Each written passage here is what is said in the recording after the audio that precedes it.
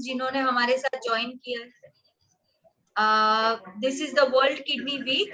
हमारा world kidney week चल रहा है एंड विमेन इन नेफ्रोलॉजी, जो नेफ्रोलॉजिस्ट विमेन है उनकी तरफ से आज ये एडवोकेसी सेशन है आपके लिए, and advocacy session for all the patients who have kidney disease or who have patients in the family who have kidney disease।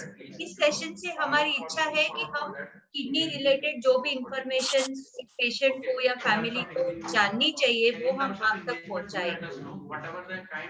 Siddharth, a lot of back voice। हाँ, sorry ma'am. So a big welcome to all the patients। हमारा plan आज का ये है, agenda ये है कि हम एक पैनल डिस्कशन द्वारा आपको किडनी के बारे में जानकारी देंगे। 1 घंटे में वो question answer panel discussion finish हो, वो सारी प्रैक्टिकल जानकारी दी जाएगी। अब पहली बात ये है कि वर्ल्ड किडनी डे क्यों मनाया जाता है। तो एक ऑर्गन का डे तब मनाया जाता है जब उस ऑर्गन के डिसीजेस बहुत बढ़ जाए, जब उनकी अवेयरनेस की रिक्वायरमेंट बढ़ जाती है। तो आज 4 लोगों में से एक पर्सन को या एक आदमी को किडनी डिसीज होने की शक्यता है। दैट मीन्स कि किडनी डिसीज बहुत कॉमन हो चुका है। आई एम श्योर आपके रिलेटिव्स में, आपके नेबर्स में कहीं ना कहीं आपको सुनाई दे रहा होगा कि इनको किडनी प्रॉब्लम है, ये डायलिसिस पे है, इनका ट्रांसप्लांट हो चुका है, इनको डायबिटीज है और किडनी डैमेज है।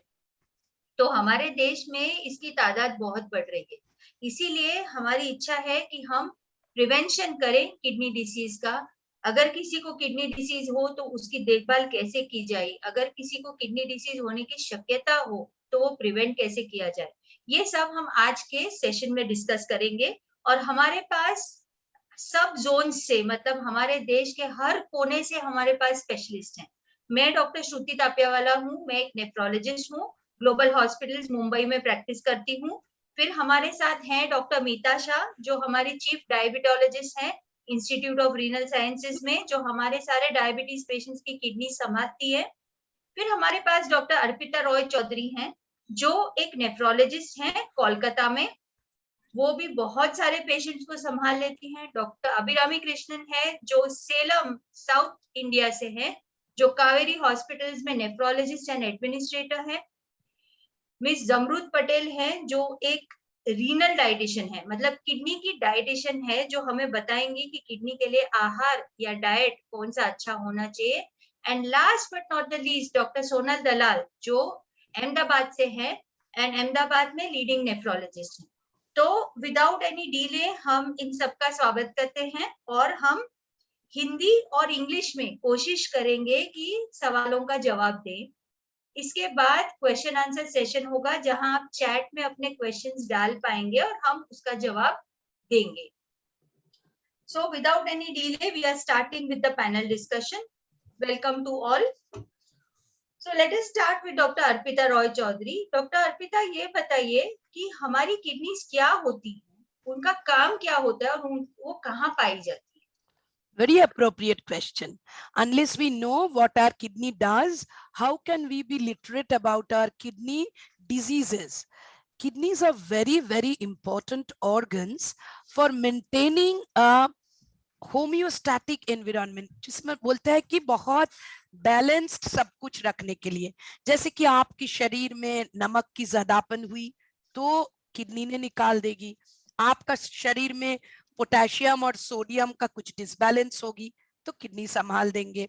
आप 3 लीटर पानी पिए तो किडनी निकाल देगी, आप थोड़ा कम पानी पिए तो किडनी संभाल के पानी रखेगी कि आपको कोई डिहाइड्रेशन ना छू पाए। मतलब आपको कोई शरीर में बाकी ऑर्गनों को जो जरूरत है उसका कोई कमी ना पहुंचाए। और आपका शरीर में जितने मैल होती है, सारे खाना जो हम लोग लेते हैं, हम लोग का सारे शरीर का सेल जो सांस प्रश्वास लेते हैं, जीते हैं, तो उसका कुछ मैल भी निकालते हैं। जैसे आप अपना शरीर का मैल थ्रू स्टूल निकाल लेते हैं, वैसे ही सेल्स भी अपना मैल निकाल लेते हैं खून में। तो खून में वो मिल घुल जाते हैं तो क्रिएटिनिन और क्रिएटिनिन जैसा बहुत सारे खराब चीज बढ़ जाता है। किडनी का काम है उसको यूरिया, क्रिएटिनिन, जितना एक्सेस शरीर में जमता है उसको सही निकाल देने का। तो ये सब जब किडनी काम नहीं करती है तो बढ़ जाता है, शरीर में जल का ज्यादापन हो जाता है, पानी का ज्यादापन हो जाता है, और fluid and wrong metabolites, the bad metabolites get accumulated in the body. शरीर में जो जम जाती है उसमें क्या होते हैं, हम लोग को कुछ डिस्कम्फर्ट होती है, शरीर फूल जाते हैं, सांस फूल सकता है, अगर फेफड़ा में पानी जम जाए तो सांस फूल सकती है, और बाकी सारे जगह में पानी आएगा तो आंखों की चारों तरफ आपको सूजन दिखेगा, आपको पेशाब में फेन ज्यादा आ सकती है, वो बहुत इंपॉर्टेंट किडनी डिजीज का पहला साइन है। तो ये सब प्रोटीन जो है शरीर का जरूरी चीज वो निकल जाता है, खराब नहीं निकल पाते हैं लेकिन जरूरी चीज निकाल देते हैं। तो ये सब है किडनी का काम कि मेरे शरीर को एकदम सही तरह से रास्ते पे रखे, और वो ना हार्ट और ब्रेन के साथ बहुत मिलजुल के काम करती है, पर्टिकुलरली हार्ट के साथ तो बहुत। पानी थोड़ा ज्यादा आए तो किडनी निकाल देगी ताकि हार्ट को पंप करने में परेशानी ना हो। इतना दूर तक बोलते हैं श्रुति, आगे क्वेश्चन ले ले। Yes, thank you. So Dr. Arpita has very nicely explained to us. मैं इंग्लिश में थोड़ा दोहराऊंगी कि there are two kidneys which are placed at the back, and these two kidneys have very important functions. The main functions are removing excessive fluid, removing toxic materials, waste materials from our body, controlling blood pressure, controlling the acid base and electrolyte balance. Other important functions are making hemoglobin through erythropoietin and activating vitamin D3. Now the next question is for Dr. Abhirami, that we understood what are kidneys and we have also understood कि भाई kidneys काम क्या करती हैं हमारे लिए। अब आप हमें ये बताइए कि जब kidneys इंजर हो जाती हैं तो वो कैसे इंजर होती है, कुछ टाइप्स के किडनी फेलियर्स होते हैं क्या, और ये कैसे अलग है?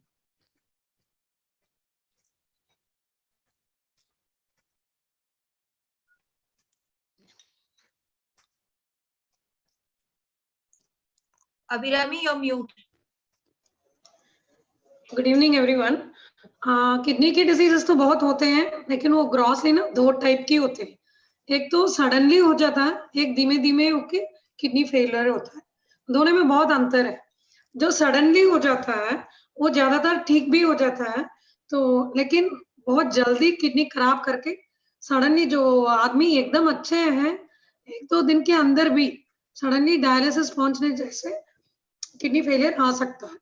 ये जो सडनली अचानक किडनी फेलियर होता है उसका कारण होते हैं कुछ इन्फेक्शंस या कुछ मेडिसिन्स, फिर या तो स्नेक बाइट ऐसे कुछ हो, या तो ट्रॉमा हो, शरीर के अंदर ही कुछ सेल्स का डैमेज हो, इन सब की वजह से ऐसे सडनली किडनी फेलियर हो जाता है। ये अचानक होता है जिसको पहले से बीमारी नहीं होता है ज्यादातर, एंड फास्ट प्रोग्रेस होता है, लेकिन अच्छी बात यह है कि ठीक भी हो जाता है। इसकी इलाज तो पहले जो बीमारी से किडनी फेलियर हुआ उसकी इलाज करनी पड़ती है, किडनी की नहीं। दूसरी टाइप ऑफ किडनी प्रॉब्लम, लेकिन कभी कभी तो किडनी में भी डायरेक्टली प्रॉब्लम होके उससे भी अचानक किडनी फेलियर हो सकता है, उसके लिए तो फिर किडनी का जांच, बायोप्सी टेस्ट ऐसे करना पड़ता है। दूसरे टाइप ऑफ किडनी प्रॉब्लम है जो धीमे धीमे बढ़ के किडनी फेलियर पहुंचता है, ये तो सालों चलता है, यही कॉमनली हम सब सुनते हैं, मुझे 4-5 साल से किडनी की प्रॉब्लम है, अभी फेलियर में पहुंच गया हूँ, ऐसे कॉमनली सुनते हैं। ये किडनी फेलियर ज्यादातर तो शुगर या बीपी की वजह से होता है, मतलब डायबिटीज या हाई ब्लड प्रेशर की वजह से ये प्रॉब्लम होता है। ये डिसीज को बहुत टाइम मिलता है हमें इसको नहीं आने के लिए, या जब आ गया उसको प्रोग्रेशन से प्रिवेंट करने के लिए बहुत टाइम मिलता है, लेकिन फाइनली जब फेलियर स्टेज पहुंच जाता है, कुछ कर नहीं पाते हैं, फिर तो वो डायलिसिस या ट्रांसप्लांट में पहुंच जाते हैं। Thank you doctor Abhirami. तो उनका कहना ऐसा था कि किडनी फेलियर दो टाइप के होंगे, एक अक्यूट होगा, एक क्रॉनिक होगा। अक्यूट में डिफरेंस ये है कि कितना भी हमारा क्रिएटिनिन बढ़ जाए वो 4 से 6 हफ्ते में ठीक हो जाएगा। तो कभी कभी टेम्पररीली हमें डायलिसिस लग जाता है बट वो ठीक हो जाता है, बट जब क्रॉनिक किडनी डिजीज वाला पेशेंट डायलिसिस पे जाता है तो वो रिवर्सिबल नहीं रहता। ये मेन इंपॉर्टेंट डिफरेंसेस है जो आपने समझना जरूरी है। अब doctor Sonal, this is a question for you कि what happens when kidneys don't function, मतलब जब किडनीज काम नहीं करती हैं तो एक मरीज को क्या साइंस और सिम्टम्स दिखने चाहिए? डॉक्टर सोनल?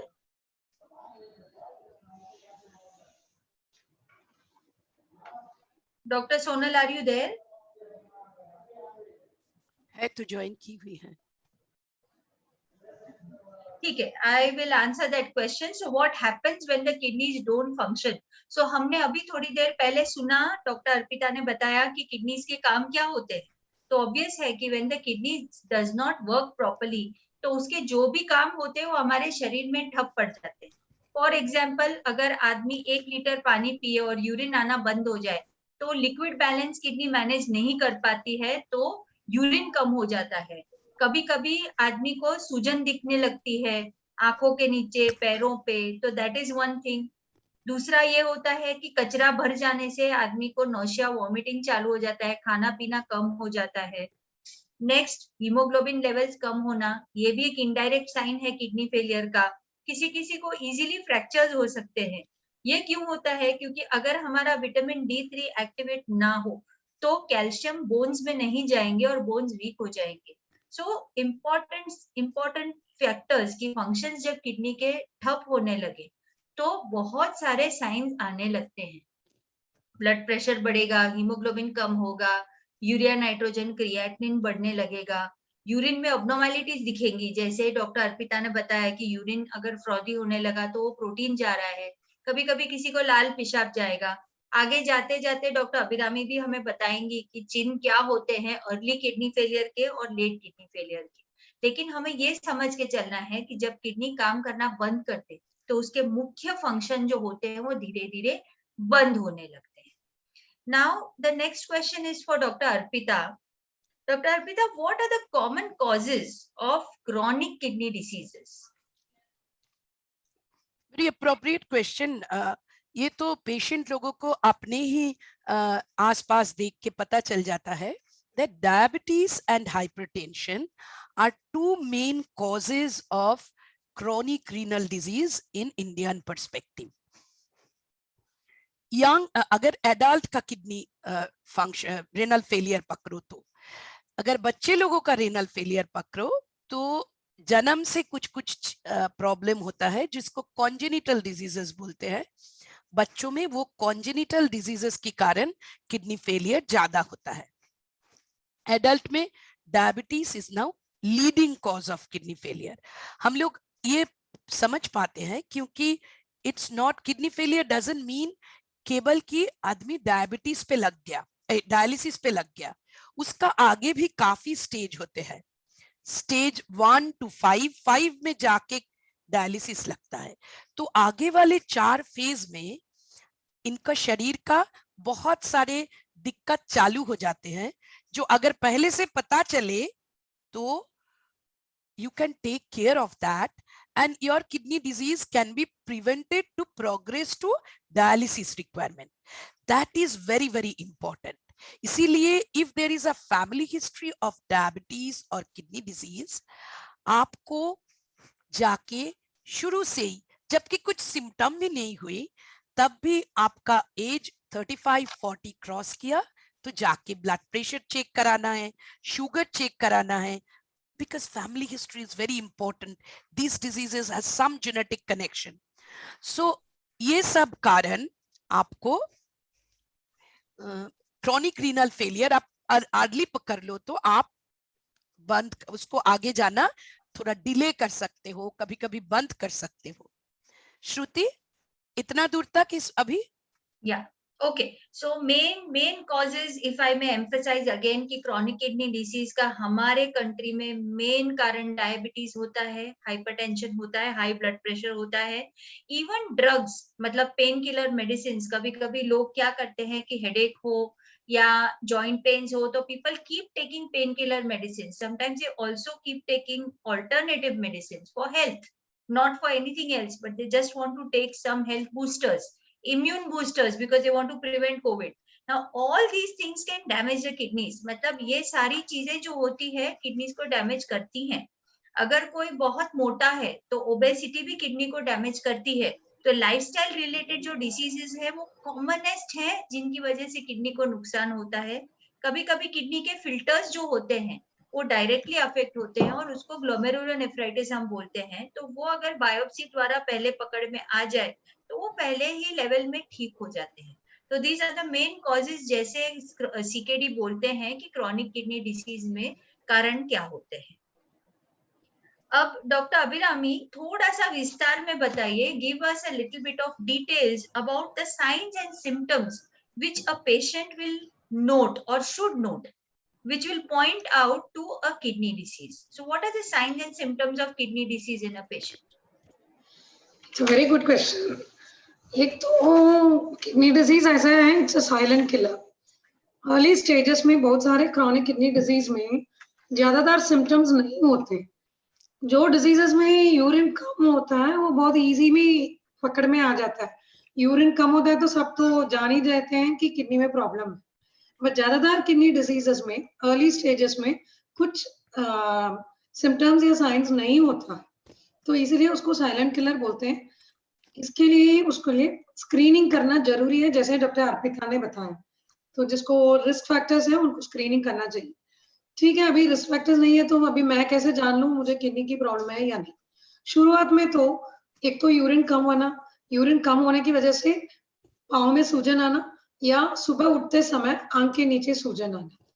इसके बाद तो यूरिन दिन से बदल रात में ज्यादा जाना, ये तो बहुत लोग नहीं जानते हैं। तो यूरिन कम जाना तो जानते हैं। यूरिन का नॉक्टर्नल वेरिएशन, मॉर्निंग के बदल नाइट ज्यादा जाना एक इम्पोर्टेंट क्लू रहता है। जिसको भी ऐसा है, वो किडनी डिजीज मैं नहीं बोल रही हूँ, लेकिन जिसको ऐसा है किडनी के लिए जांच कर लेना चाहिए। ये तो अर्ली साइंस होता है। उसके बाद जब किडनी डिजीज हो जाता है, किडनी डिजीज की वजह से जो टॉक्सिन्स बॉडी में बढ़ता है उसकी वजह से बहुत सिम्टम्स आते हैं। उसमें तो सूजन आता है, सांस फूलता है, भूख नहीं लगता, खुजलाहट होना, हड्डियां वीक होने की वजह से फ्रैक्चर होना, ब्लड कम होने की वजह से एकदम पेल दिखना, लाइक हाथ पाँव बहुत पेल दिखना, सिर से लेके पाँव तक हर सिस्टम में कुछ ना कुछ सिम्टम होता है। जैसे हेडेक होना, नींद ठीक से नहीं आना, कभी कभी तो फिट्स आना, ऐसे भी होता है। लेकिन ये सब तो लेट स्टेजेस में होता है, जब किडनी फेलियर हो चुका है और वो टॉक्सिन्स बढ़ने की वजह से ये सिम्टम्स आते हैं। अर्ली साइंस तो सूजन, यूरिन में चेंज, और फिर यूरिन में जब चेंज देख रहे हैं, यूरिन की कलर और उसमें जाग आ रहा है या नहीं, वो सब भी देखना चाहिए। यूरिन की कलर रेड में हो या बहुत डार्क कलर में हो, या तो जाग निकलता है यूरिन करते समय, जैसे कि सोप वाटर की तरह लगता है जब फ्लश करते हैं, वो भी बहुत इम्पोर्टेंट अर्ली साइंस होता है।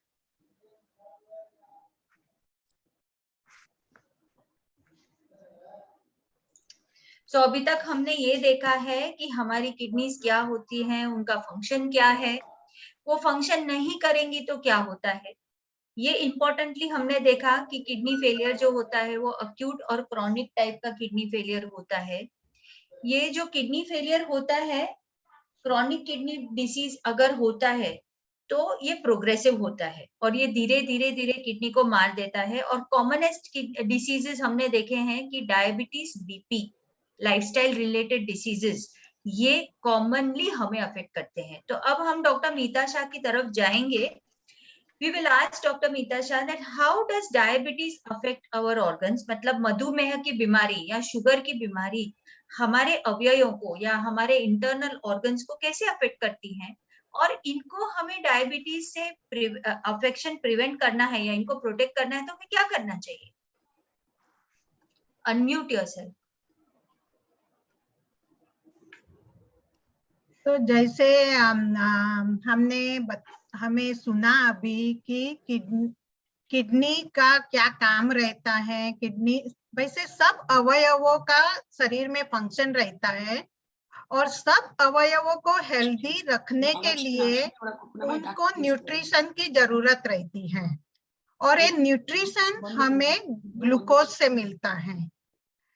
डायबिटीज में क्या होता है कि ये जो ग्लूकोज है वो खून में रहता है, जो हम खाते हैं जो ग्लूकोज बनता है वो खून में रहता है, वो अपने सेल्स तक पहुंचता नहीं है।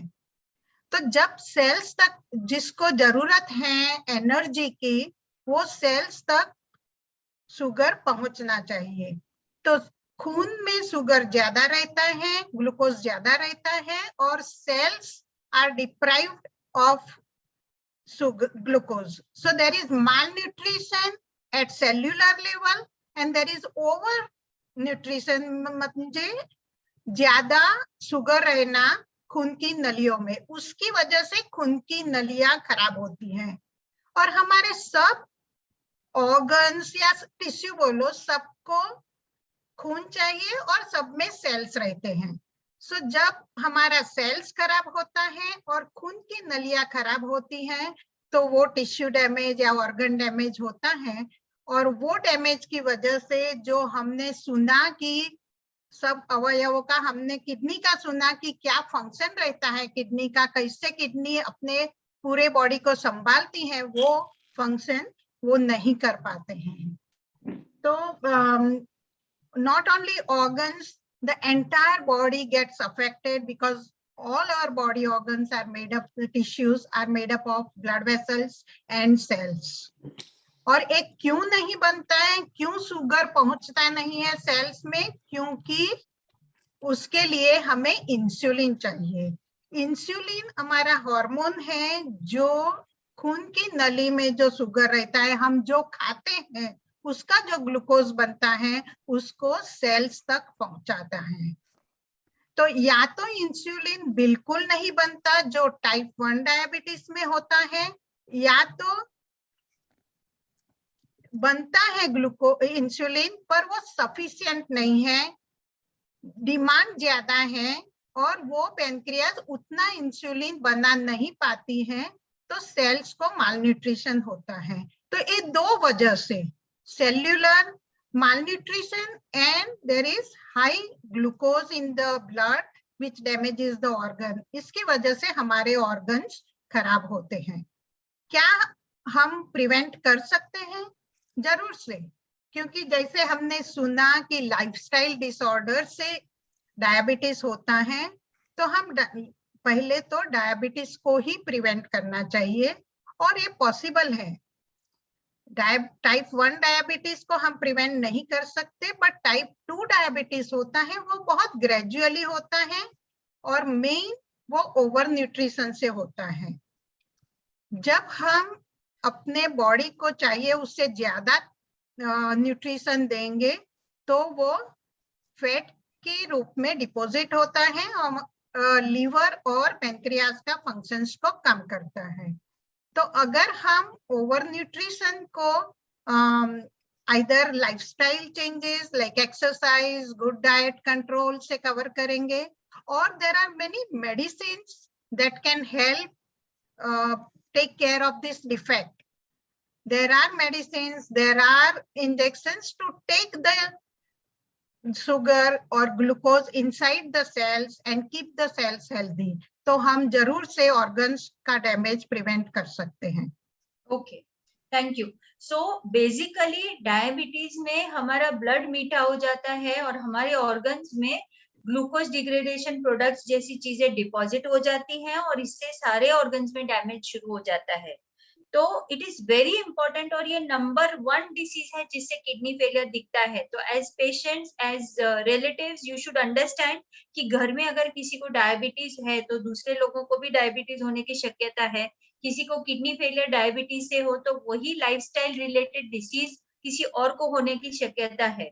अब डॉक्टर मीता ये बताइए कि हम कैसे शुगर को मॉनिटर करेंगे, कैसे इसको मैनेज करेंगे हम? तो आप क्या एडवाइस देंगे कि एक पेशेंट शुगर कैसे मॉनिटर करे, कितना फॉलो अप करे और क्या क्या चीजें उनको ध्यान रखनी चाहिए और डायबिटोलॉजिस्ट के पास कितना ऑफन आना चाहिए? So अभी now we have many measures to check sugars. ऐसा नहीं है कि हर टाइम लैब में ही जाना है। glucometer which is so cheap and everyone should have a glucometer at home, whether आपको डायबिटीज है कि नहीं है, क्योंकि ऐसा नहीं है कि फैमिली में होता है तो ही डायबिटीज होता है। तो glucometer is a very simple way of checking sugar. और जैसे हमने सुना कि किडनी फेल होती है तो क्या होता है, क्या कौन सा चिन्ह होते हैं, तो मैं एक ऐड करना चाहूंगी कि कभी कभी शुगर लो होना वो एक फर्स्ट साइन रहती है किडनी प्रॉब्लम की शुरुआत में, क्योंकि उसमें इंसुलिन मेटाबॉलिज्म स्लो होता है, रिक्वायरमेंट ऑफ इंसुलिन कम हो जाती है। तो कभी कभी पेशेंट सिर्फ आते हैं कि मेरा शुगर कम हो रहा है, और जब चेक करते हैं तभी मालूम पड़ता है कि क्रिएटिनिन ज्यादा है। तो ग्लूकोमीटर से हमेशा चेक करना चाहिए। इसमें जैसे किडनी डिसीज क्रॉनिक डिसीज है, डायबिटीज भी ऐसा क्रॉनिक डिसीज है। ऐसा नहीं है कि आज डायबिटीज हुआ और इमीडिएटली ऑर्गन डैमेज होता है। तो हमें बॉडी में इतना होमो रेगुलेशन रहता है, ऑटो रेगुलेशन, कि कोई सिम्टम्स नहीं देता है। तो हमें रेगुलर चेकअप करना, early detection is the key. और उसके लिए हमारे पास ग्लूकोमीटर है और अभी सेंसर निकले हैं, ग्लूकोज सेंसर निकले हैं, जिसमें आपको पूरा कंटिन्यूअस ग्लूकोज मॉनिटरिंग 2 वीक का पता चलता है। तो उसमें एक टाइम का ग्लूकोमीटर में कभी क्या होता है कि हमने फास्टिंग चेक किया, पोस्ट लंच चेक किया, पर बीच में क्या होता है वो नहीं मालूम पड़ता है। और ऐसा देखा गया है कि जिसमें ग्लाइसेमिक वेरिएबिलिटी मतलब फ्लक्चुएशंस ज्यादा रहते हैं, उनको वेसल्स, ब्लड वेसल्स ज्यादा डैमेज होती है, उनके ऑर्गन्स ज्यादा डैमेज होते हैं। तो वो ग्लाइसेमिक वेरिएबिलिटी या फ्लक्चुएशंस सेंसर में जल्दी पिकअप होता है। तो वो एक सिंपल मेथड है, उसमें आपको प्रीक्लेस मतलब प्रीक ही नहीं करना है, सेंसर बिठाना है और पूरा 14 दिन का ग्राफ डॉक्टर को मिलता है। उसमें आपको भी फायदा, पेशेंट्स को भी फायदा होता है। उनको मालूम पड़ता है कि किस खाने की चीज से उनका बढ़ रहा है, किस खाने की चीज से नहीं बढ़ता है, क्योंकि हर एक का अलग अलग खाना पकाने का तरीका रहता है। और एक पॉजिटिव फीडबैक भी आता है कि एक्सरसाइज से देखते हैं कि शुगर लो होता है, तो उनको वो मन करता है कि मैं एक्सरसाइज से भी इंक्लूड करूं और मैं देखूं। तो न केवल लैब में but glucometer and sensor, these are the 2 methods where we can check the sugars, and it helps doctors also to decide short acting agent देना है, long acting agent देना है। तो वो बहुत ही हेल्प करता है मॉनिटरिंग। राइट। सो हमने बहुत अच्छी तरह से समझा कि अब तक आपने देखा है कि शुगर मॉनिटरिंग में लोगों की उंगलियों में बहुत सारे होल्स गिर जाते हैं, बिकॉज वो नीडल्स डाल डाल के प्रिक करते हैं। अब ये जो सेंसर है वो बहुत अच्छी चीज है कि हमें सिर्फ वो स्टिकर लगाना है और वो मशीन के द्वारा हमें शुगर पता चल जाती है।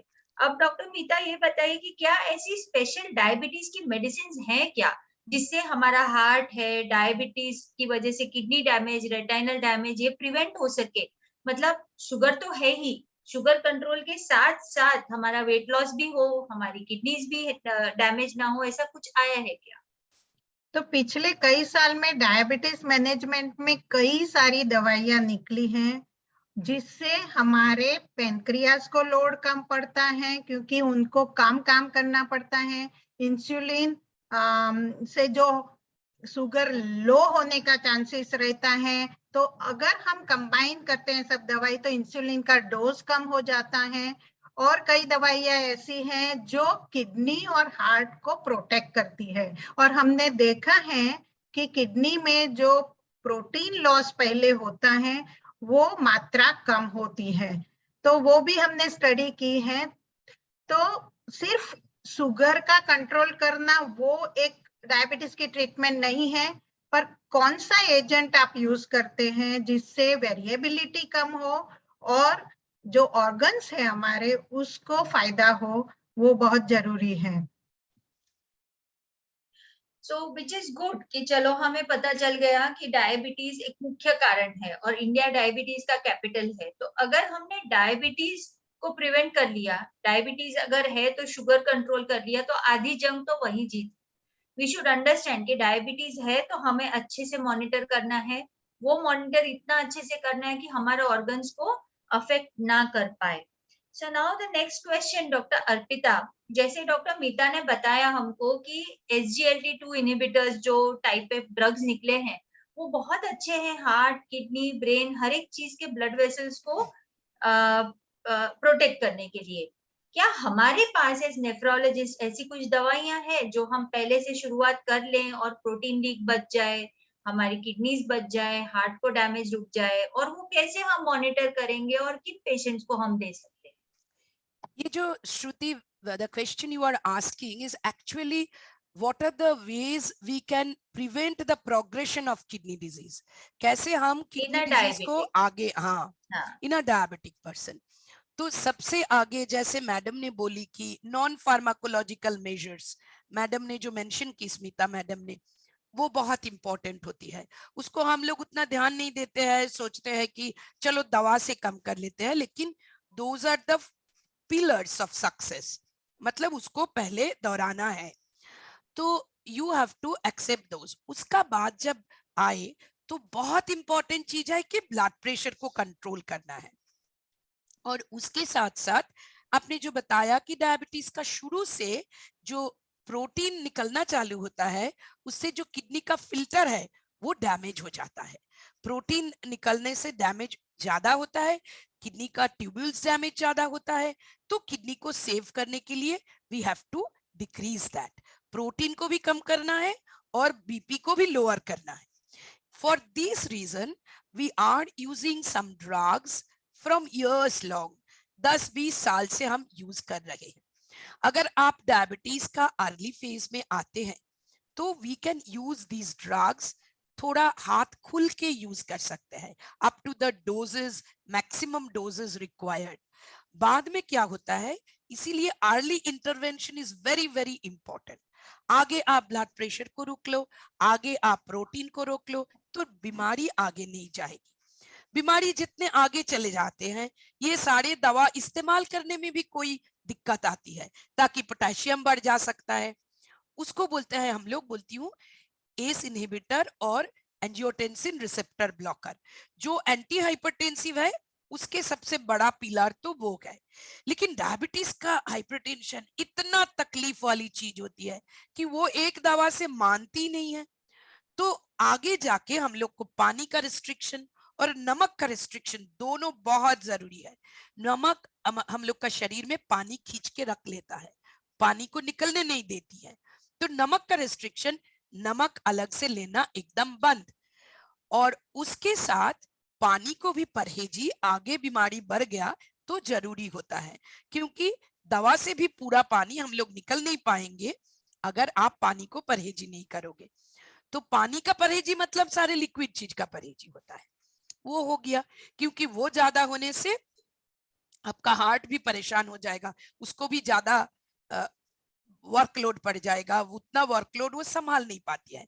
क्योंकि डायबिटीज ऐसा बीमारी है कि वो नस नस में फैल जाता है, all your blood vessels are affected. So आंख में कम दिखना और हार्ट का दिक्कत चालू हो जाना, और नीचे वाले पैर में जो जितना हम लोग का नस होता है उसमें भी ब्लड सप्लाई कम हो जाना, इसीलिए पैर का जो दूर दूर तक अंगूठियों तक ब्लड सप्लाई कम हो जाना, उसमें वस्कुलर डिजीज होना, ये सब कॉमन होता है। तो ये सब को मिला के अगर हम आराम देना चाहते हैं तो हम लोग को पहले से डायबिटीज का इलाज चालू करना है। और SGLT2I जो madam has mention just before, वो एक बहुत अच्छा दवा हम लोग को करीब करीब 2015 से हम लोग यूज करना चालू कर दिए। तभी first clinical trial successfully launch हुआ और उसका बाद हम लोग भी उसको बहुत अपनाया। नेफ्रोलॉजिस्ट लोगों ने, वो तो एंडोक्रिनोलॉजिस्ट के पास था, कि शुगर कंट्रोल की दवा, लेकिन वो चल के नेफ्रोलॉजिस्ट और कार्डियोलॉजिस्ट का गोद में बैठ गया कि वो उन्हीं लोगों का दवा बन रहा है। बहुत दूर तक आगे तक भी बीमारी चले जाए तो भी आप किडनी का कम जब कम होते रहे तब भी आप ये सब दवा से वो प्रोटीन निकलना कम कर सकते हो, आप वजन थोड़ा कम कर सकते हो, पानी थोड़ा निकाल दे सकते हो, सोडियम जो नमक बोल रहे थे शरीर में जो हम लोग का वजन बढ़ाता है, पानी को खींच के रखता है, उसको भी निकाल सकते हो और किडनी को बहुत सारे आराम दे सकते हो, क्योंकि प्रोटीन, पानी, नमक सब निकल जाए तो किडनी का काम का भार कम हो जाए। इतना दूर श्रुति, आगे फिर बोलेंगे। Yes. So, Dr. Arpita, you have explained a little bit about the blood pressure also. तो थोड़ा उसको दूर लेते जाते हुए आप ये बताइए कि if someone has blood pressure, तो उनको टारगेट ब्लड प्रेशर क्या रखना है, क्योंकि बहुत सारे पेशेंट्स को Yes, ये yes. मिथ है कि 150 160 इज ओके फॉर अस, हमारे फैमिली डॉक्टर ने बोला है। So I want you to specify कि कोई भी आदमी हो, ब्लड प्रेशर का टारगेट क्या होना चाहिए, ब्लड प्रेशर की साइड इफेक्ट्स क्या होती है और कहाँ-कहाँ होती है, उसको हम कंट्रोल कैसे। गुड क्वेश्चन श्रुति। सो ये डायलॉग में पेशेंट को एंगेज होना बहुत जरूरी है, क्योंकि रोज तो डॉक्टर साहब ने जाके आपका घर में बीपी नहीं देखेंगे, लेकिन आप अपना बीपी चेक कर सकते हो। और दो चीज है, डॉक्टर के पास आप आते हो तो आपको टेंशन ज्यादा होता है, एंजाइटी होता है, तो ब्लड प्रेशर थोड़ा बढ़ सकता है। तो डॉक्टर साहब के पास आपका बीपी थोड़ा ज्यादा भी दिख सकता है, उसको हम लोग ऑफिस हाइपरटेंशन बोलते हैं, कि डॉक्टर के पास गए और लो मेरा बीपी बढ़ गया, तो घर पे आके जब डॉक्टर साहब का दवाई लेंगे तो बीपी फॉल कर सकता है। तो इसीलिए ब्लड प्रेशर मेजरमेंट में पेशेंट को एक्टिव भाग लेना बहुत जरूरी है। ये हेल्थ लिटरेसी का एक इंपॉर्टेंट पार्ट है। और एक है कि पहले हम लोग का दादा परदादा का जमाने में ऐसा होता था कि चालू था एक कि 150-60 उम्र वाले लोगों के लिए सही बीपी होते हैं, लेकिन हम लोग बार बार देखे हैं बहुत तरह का क्लिनिकल ट्रायल की वजह से कि उतना ज्यादा प्रेशर होने से आपको सर का नस फट सकता है, जिसको हम सेरिब्रल स्ट्रोक बोलते हैं, आपको हार्ट का दिक्कत हो सकता है जिसको हम हार्ट वाले मायोकार्डियल इंफार्क्शन बोलते हैं, आपको किडनी में मैलिग्नेंट हाइपरटेंशन से किडनी का काम का तुरंत कमी हो सकता है। सो ब्लड प्रेशर को कंट्रोल करना है। नॉर्मल ओनली ब्लड प्रेशर वाले आदमी हो तो 140/90, 140/90 इज गुड टारगेट। बट अगर आपको किडनी का बीमारी दिख गया और प्रोटीन निकलना खास करके दिख गया तो हम लोग और थोड़ा नीचे जाएंगे। आपको अगर तकलीफ ना हो, ताकि जी सर में घुरना ना आ जाए, जिसको हम वर्टाइगो बोलते हैं, हाइपोटेंशन वाली सिम्टम बोलते हैं कि चक्कर आ रहा है, वैसा नहीं आ जाए तो आप खींच खींच के 130/80 की तरफ जा सकते हो। जो लोग टॉलरेट कर सकते हो, हम लोग 2017 में एक ट्रायल करके देख लिया कि आप और थोड़ा नीचे तक भी जा सकते हो, 120/80 तक भी जा सकते हो। तो छोड़ी दो, 120/80 भी टारगेट ना बनाओ, 130/80 तो जरूर टारगेट बनाना चाहिए, जो कि डायबिटीज के मरीज हो गए हो। श्रुति, आगे और बोलूं कि यहाँ पे रोकूं? नहीं, I think this is okay. आपने बराबर you. से अच्छे से बताया कि डायबिटीज है, ब्लड प्रेशर है, तो लाइफस्टाइल चेंजेस तो करनी ही करनी है। We have few special medicines like SGLT2 blockers, ACE inhibitors, ARBs. These three medicines can protect us, our kidneys, our heart, our brain from damage from diabetes and blood pressure. Protein leak monitor करना एक बहुत important चीज है। Salt restriction is the number one thing which anyone and everyone should be doing, including us. No one's body requires extra salt. तो 3 to 4 grams of salt हमारी dietitian थोड़ी देर के बाद हमें समझाएंगी, लेकिन हमें एक्सेस सॉल्ट खाने से बहुत साइड इफेक्ट्स होते हैं। तो we have to reduce our salt intake. That is the number one measure someone should take if someone has blood pressure or diabetes. ये करने के साथ साथ में टारगेट ब्लड प्रेशर को अच्छा रखना है और मॉनिटरिंग करना है। अब डॉक्टर अभिरामी जी हमें ये बताइए कि क्या हमें किडनी डिसीज चिल्ड्रन में दिखता है? बच्चों को किडनी फेलियर हो सकता है, और अगर ऐसा है तो उसके कारण क्या हैं और हम उन्हें मैनेज कैसे करते हैं? क्योंकि काफी सारे लोगों को ऐसी धारणा होती है कि बच्चों को किडनी फेलियर नहीं हो सकता है। तो कोई शॉक हो जाते हैं कि अरे इस बच्चे को किडनी फेलियर कैसे हो गया। So just elaborate this for us for the patients. Definitely बच्चों में किडनी डिजीज थोड़ा कम है, जितने हम अडल्ट्स में देखते हैं उतने नहीं देखते हैं, लेकिन बच्चों में भी किडनी डिजीज होता है। ब्रॉडली देखेंगे तो 4 टाइप की होती है। एक तो उनके फिल्टर में प्रॉब्लम होता है, तो पहले जैसे डॉक्टर अर्पिता ने बताया, filter should remove the waste material, जो हमारे शरीर के लिए चाहिए उसको निकालना नहीं चाहिए। लेकिन जब बच्चे में नेफ्रोटिक सिंड्रोम करके एक बीमारी होती है, फिल्टर में प्रोटीन लीक होना शुरू हो जाता है। प्रोटीन तो बहुत जरूरी चीज है, एल्बुमिन बॉडी में बहुत चाहिए, तो वो जब यूरिन में निकलना शुरू हो जाता है, बॉडी में एल्बुमिन कम हो जाता है और फिर बच्चे बहुत सूज जाते हैं। तो बहुत पेरेंट्स तो सूजन को देख के घबरा जाते हैं और उसको रीनल फेलियर भी समझ लेते हैं, लेकिन ये अच्छी बात है, ये रीनल फेलियर नहीं है। ज्यादातर तो ये इलाज में ठीक हो सकता है। ये इलाज करते समय ठीक भी हो, थोड़ा बच्चे बड़े होने तक बार बार आता रहता है।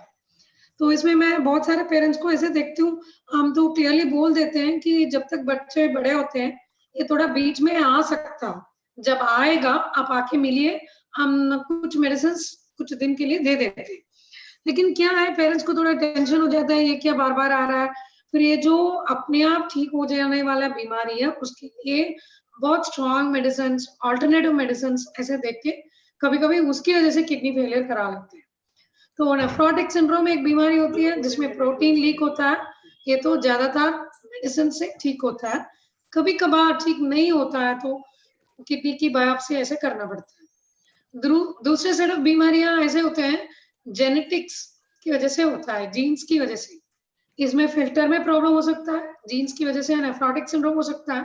उसके अलावा किडनी ना बहुत सारी चीजें को कंट्रोल करता है, रेगुलेट करता है बॉडी में, जैसे सोडियम है, पोटेशियम है, बहुत सारे मिनरल्स हैं और सॉल्ट्स हैं, उन सबको किडनी रेगुलेट करता है।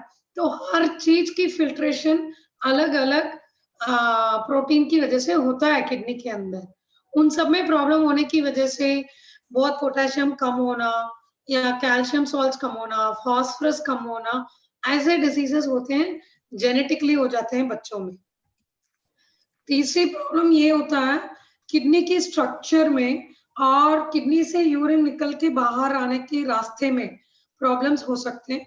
इसमें तो रुकावट जैसे हो सकता है, कुछ वाल्व्स होते हैं, कभी कभी उसकी मसल्स ठीक से काम नहीं करते हैं, यूरिन आगे आने की बदल पीछे चला जाता है, या तो किडनी के अंदर सिस्ट बोलते हैं, पानी भरा हुआ ऐसे गोल गोल बन जाता है। ये सब तो जेनेटिक्स की वजह से ऐसे प्रॉब्लम्स हो सकता है। या तो किडनी जब बनता है, जब बच्चे पेट में होते हैं, जब किडनी बनता है वो थोड़ा नॉर्मली बन जाता है, ऐसे भी एक सेट ऑफ प्रॉब्लम्स होते हैं। इन सेट ऑफ प्रॉब्लम्स में ज्यादातर तो बच्चे को यूरिन जाने में प्रॉब्लम होता है, यूरिन जाते समय स्पीड ठीक नहीं रहता है, तो बच्चे रोते हैं। ये तो जैसे कभी कभी तो एंटीनेटली भी पता चल जाता है, जब बच्चा पेट में होता है उस टाइम पे भी ये आइडेंटिफाई हो जाता है ज्यादातर टाइम। फिर बच्चों को बार बार यूरिन में इन्फेक्शन होता है ऐसे स्ट्रक्चरल प्रॉब्लम्स होने की वजह से। और फोर्थ टाइप ऑफ बीमारी ये होता है किडनी फेलियर, जैसे बड़ों को होता है वो बच्चों में भी होता है। ये किडनी फेलियर जो मैंने पहले 3 टाइप्स ऑफ बीमारियां बोली, उनको ठीक से टाइम पे आइडेंटिफाई नहीं किए और ठीक से इलाज नहीं किए, उसकी वजह से किडनी फेल हो जाता है। तो किडनी फेलियर बच्चों में भी होता है और उसको ज्यादा ध्यान देना पड़ता है। बच्चों तो इतना अच्छे तरीके से बोल भी नहीं पाते हैं कि हमें ये प्रॉब्लम है, वो प्रॉब्लम है। एक तो सूजन आता है तो इजीली पता चल जाता है, लेकिन बाकी जो फिल्ट्रेशन में प्रॉब्लम है, सॉल्ट्स की कमियां होते हैं, वो तो किडनी प्रॉब्लम जैसे दिखता भी नहीं है। हमें ऐसे लगता है कि बच्चे वेट नहीं गेन हो रहा है, बहुत सुस्त रहता है, चल नहीं पाता है। ये सब प्रॉब्लम्स भी किडनी की प्रॉब्लम्स की वजह से हो सकता है। Okay, so doctor Abhirami, that was very good. सबको ये पता लग गया होगा कि भाई बच्चों को भी हमने ओवर न्यूट्रिशन नहीं देना चाहिए। कभी कभी लोग बोलते हैं हमारे बच्चे बहुत पतले हैं, उनको ज्यादा सॉल्ट खिलाते हैं, उनको पिज्जा बर्गर खिलाते हैं। See these lead to lifestyle diseases, तो वो अच्छी बात नहीं है।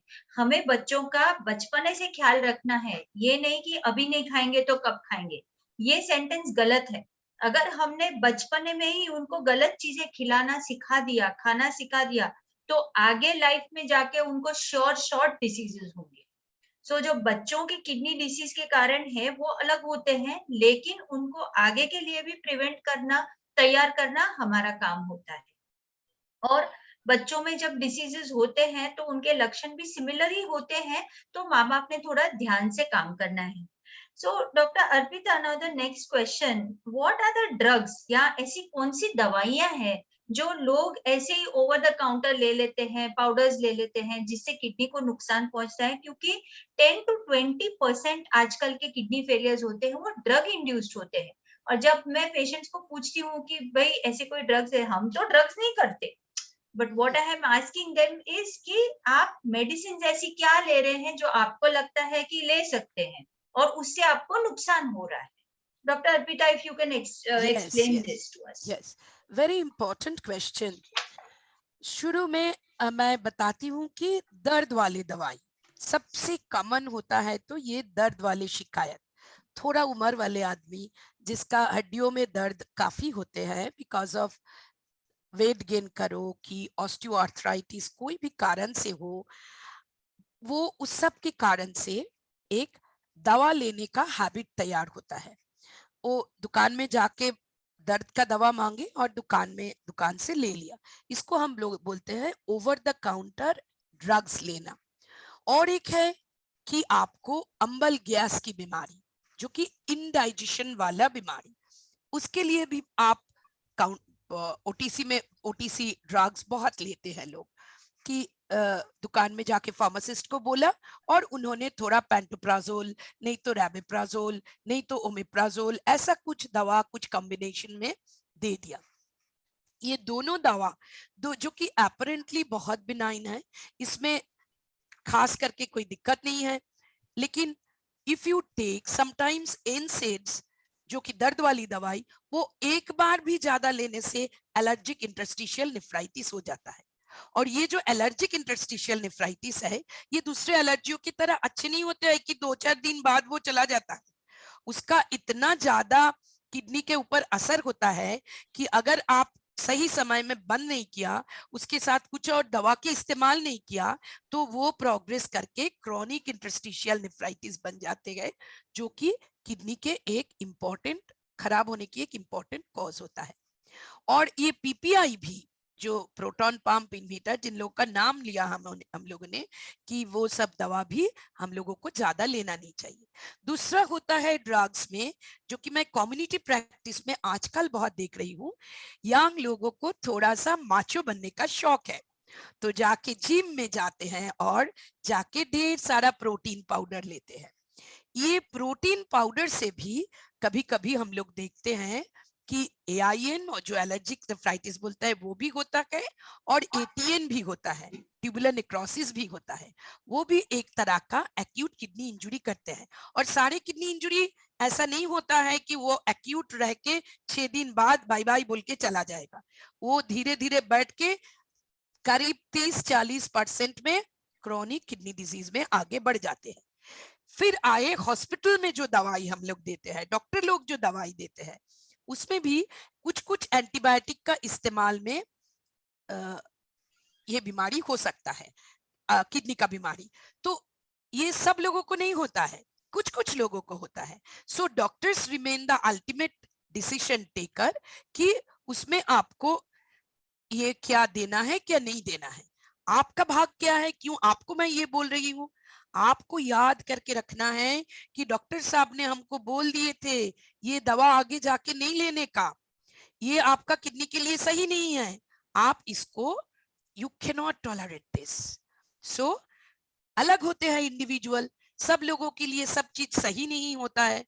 सो कुछ कुछ चीज आप नहीं ले पाएंगे, वो डॉक्टर साहब आपको जो चेतावनी देंगे उसको आप संभाल के याद करके लिख के रखिएगा, ताकि दूसरे डॉक्टर को आप you can communicate that so that further you may not face the danger. Good.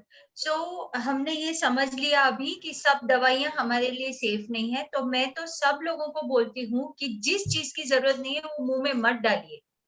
Pain killers कोई भी हो, एल्डरली लोगों को तो बिल्कुल नहीं, और जिनको किडनी डिसीज का रिस्क हो। अभी हाल ही में हमारे पास एक पेशेंट एडमिटेड थे जिनको नी रिप्लेसमेंट हुआ था। वो 70 इयर्स के हैं, उनका क्रिएटिनिन बिल्कुल नॉर्मल था, लेकिन उनको कॉम्बिफ्लेन जैसी दवाई दी गई। क्यों? क्योंकि वो चल नहीं पा रहे थे और उनके पैर में बहुत दर्द हो रहा था। वो 2 वीक के बाद हमारे हॉस्पिटल में एडमिट हुए हैं, क्रिएटिनिन 5 या 6 लेके, और यूरिन आउटपुट नहीं था, यूरिन इन्फेक्शन भी था। फिर हमने सब ट्रीटमेंट किया, 2 वीक के बाद बायोप्सी करना पड़ा, तो पता चला कि एलर्जिक इंटरस्टिशियल नेफ्राइटिस है। जैसे डॉक्टर अर्पिता ने बताया कि ऐसा नहीं है कि शॉर्ट टर्म बीमारी हो सकती है, कभी कभी किडनी में एलर्जिक रिएक्शंस हो जाते हैं। तो avoid taking anything which is unnecessary, और जिस चीज में हमें नुकसान होता हो उसमें बिल्कुल नहीं करना है। अभी डॉक्टर सोनल जी जुड़ गई हैं वापस हमारे साथ, उनका इंटरनेट कनेक्शन वीक था बीच में, तो वो नहीं जुड़ पाई। डॉक्टर सोनल, आप बताइए कि हम किडनी डिसीजेस को प्रोग्रेशन स्लो कैसे कर सकते हैं? हमने अभी तक सुना कि क्रॉनिक किडनी डिसीज प्रोग्रेसिव होता है। अगर किसी को पता चला कि भाई हमें किडनी डिसीज हो चुका है, तो वो उसे आगे बढ़ने से कैसे रोक सकता है? Doctor Sonal. Yes yes, I hope आप मुझे सुन सकते हैं। Yes yes, we all can hear. तो किडनी डिसीज प्रोग्रेशन रोकना हमारे लिए बहुत इंपॉर्टेंट है, क्योंकि जितना हम अपना किडनी को लंबा चलाएंगे उतना हमें डायलिसिस पोस्टपोन कर सकते हैं या हमें ट्रांसप्लांट पोस्टपोन कर सकते हैं। So this is very important, हमारे लिए बहुत जरूरी है। तो सबसे पहले ये किडनी डिसीज को प्रोग्रेस अटकाने के लिए हमें वो बीमारी किस वजह से है, जैसे कि अगर हमें kidney disease because of diabetes है, अगर हमें डायबिटिक किडनी डिसीज है तो हमें शुगर कंट्रोल का जो बहुत अच्छे से ध्यान रखना है। ब्लड प्रेशर की वजह से अगर अपने किडनी के अंदर इफेक्ट है तो ब्लड प्रेशर अच्छे से कंट्रोल में रखना है। देयर आर ग्लोमेरुलर डिसीजेस, जैसे कि किडनी को सूजन की बीमारी है, तो उसकी अच्छे से इलाज करना है। एस इनहिबिटर्स, ARBs नाम की जो दवाइयाँ डॉक्टर आपको रेगुलरली प्रिस्क्राइब करते हैं, तो जो particular cause of renal failure है उसको हमें अच्छे से रोक के रखना है। जो बेसिक बीमारी है उसको रोक के रखना है। उसके अलावा जो मोस्ट इम्पॉर्टेंट डिसीज प्रोग्रेशन के लिए, हमारे किडनी डिसीज प्रोग्रेशन के लिए है, तो दवाइयों के अलावा है डाइट। तो डाइट में जो भी ध्यान रखना है, जैसे कि हमें लो प्रोटीन डाइट जैसे प्रिस्क्राइब किया है अपने डॉक्टर्स ने, वो लेना है। Fluid restriction depends upon the etiology. अगर आपका सूजन वाला बीमारी, अगर आपको पैर में सूजन आता है, डॉक्टर ने बोला है कि पानी कम लेना है, तो अलग बात है। बाकी किसी किसी को यूरिन अच्छा आता है तो इट इज नॉट नेसेसरी कि आपको पानी कम लेना ही चाहिए। लेकिन डेफिनेटली सबसे इम्पोर्टेंट है good sugar control, blood pressure control, protein restricted diet and treatment of the basic disease. These are the main important things which we have to do. Along with this, जो चीजें kidney को नुकसान करे वो avoid करनी है। Pain killers avoid करने हैं, जैसे certain antibiotics which can prevent the kidney failure, which can cause kidney disease progression. So aminoglycosides group की जो एंटीबायोटिक्स होती है वो अवॉइड करनी है।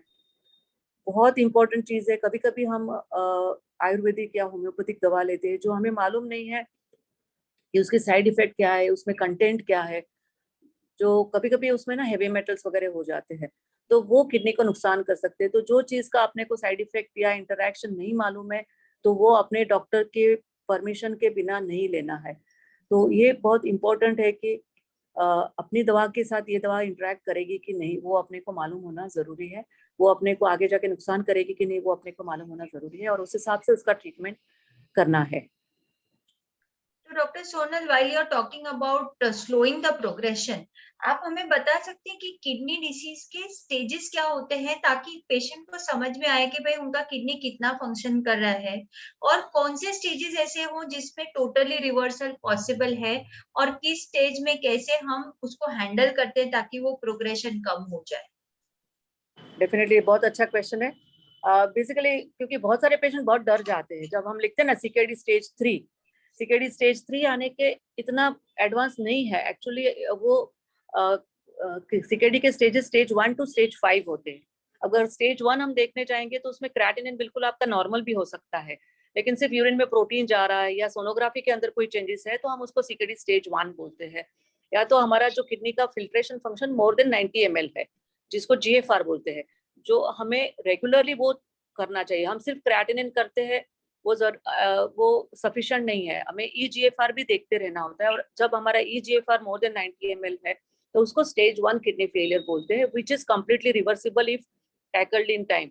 अगर इसमें यूरिन में माइक्रो क्वांटिटी में प्रोटीन जा रहा है तो अगर हम उसको अच्छे से ट्रीट करेंगे शुगर कंट्रोल से, एस इनहिबिटर ARB नाम की जो दवाइयाँ होती है, और अभी नई जो शुगर की दवाइयाँ आई है जिसको SGLT2 इनहिबिटर ग्रुप की दवाइयाँ बोलते हैं, ये सारी दवाइयाँ अगर ये अर्ली स्टेज में अगर हम यूज करते हैं तो यूरिन के अंदर प्रोटीन जाना बंद हो जाता है और इसको हम रोक सकते हैं या तो रिवर्स कर सकते हैं।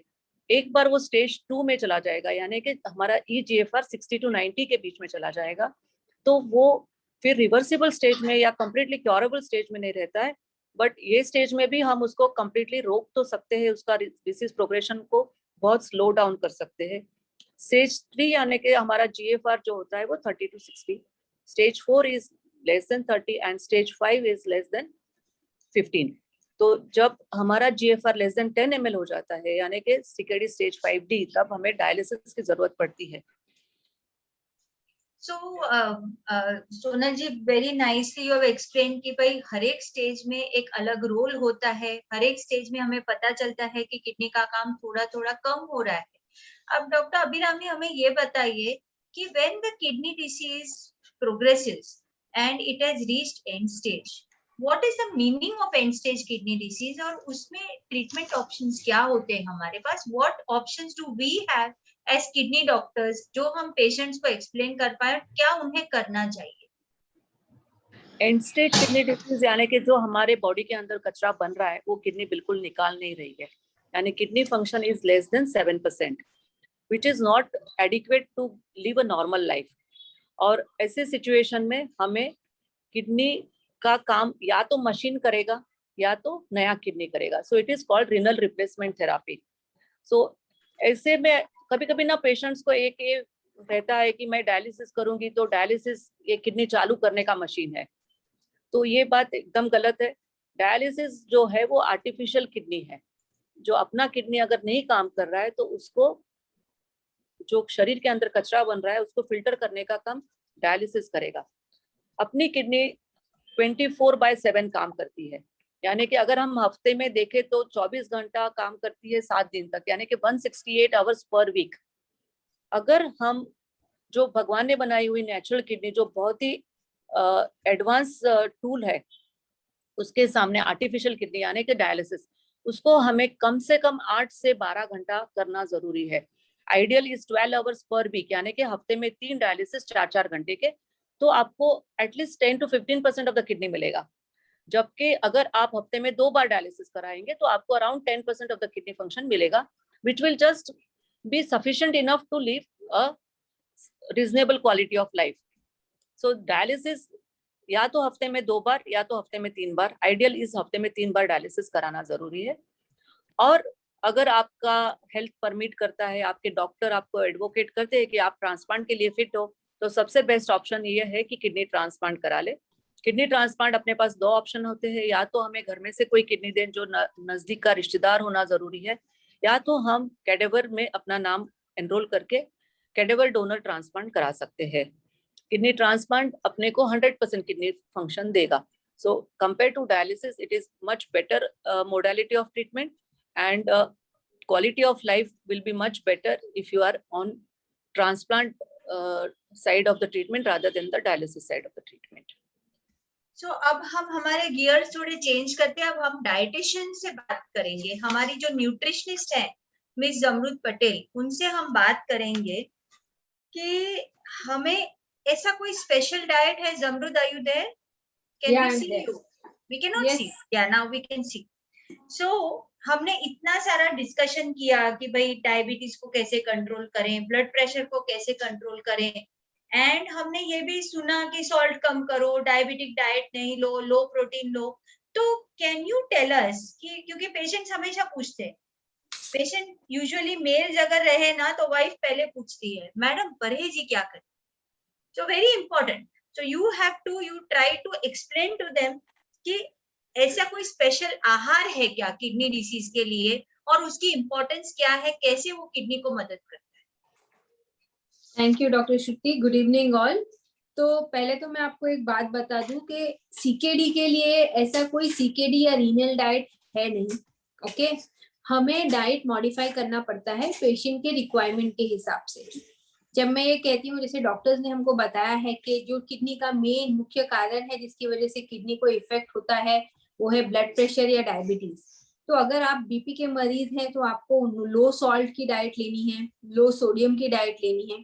अगर आपको डायबिटीज है तो आपको शुगर, हनी, जैगरी जैसे फूड नहीं लेना है, मीठा नहीं लेना है। अगर आपने अपनी शुगर और प्रेशर्स को कंट्रोल किया तो ऑटोमेटिकली आपका किडनी फंक्शन अच्छा चलेगा। तो आपका दूसरा चीज जो हमें देखना पड़ता है कि आपकी फूड हैबिट्स, आपका फूड पैटर्न, एथनिकली आप क्या खाते हैं वो हमारे लिए जरूरी होता है।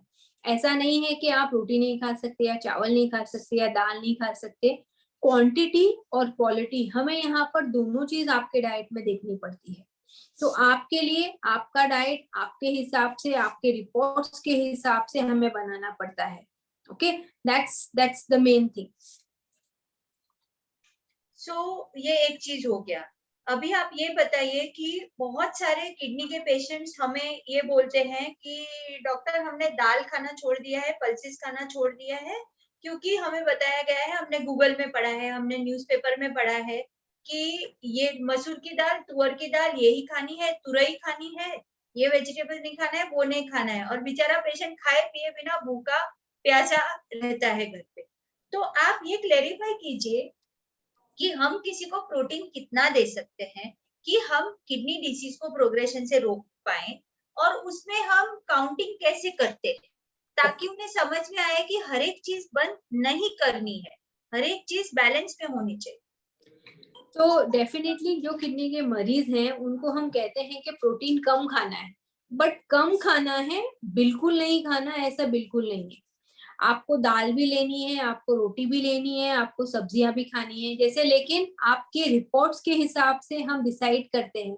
आइडियली अगर आप देखेंगे ज्यादातर जो प्लान्स रहते हैं, हम इंडियंस जो मोस्टली हम वेजिटेरियन है, ओके, जो हमारे पॉपुलेशन है जो नॉनवेज लेती है वो भी नॉनवेज वेस्टर्नर्स की तरह दिन में 3 बार नहीं खाती, प्रोबेबली 3 मील्स खाते होंगे, या प्रोबेबली ईस्ट में जहां पर फिश ईटर्स ज्यादा हैं वो लोग जो खाते हैं, बट उनका पोर्शन साइजेस हमको देखना पड़ता है, राइट। तो दाल आपको लेनी है लेकिन हमें क्वांटिटी बतानी पड़ती है।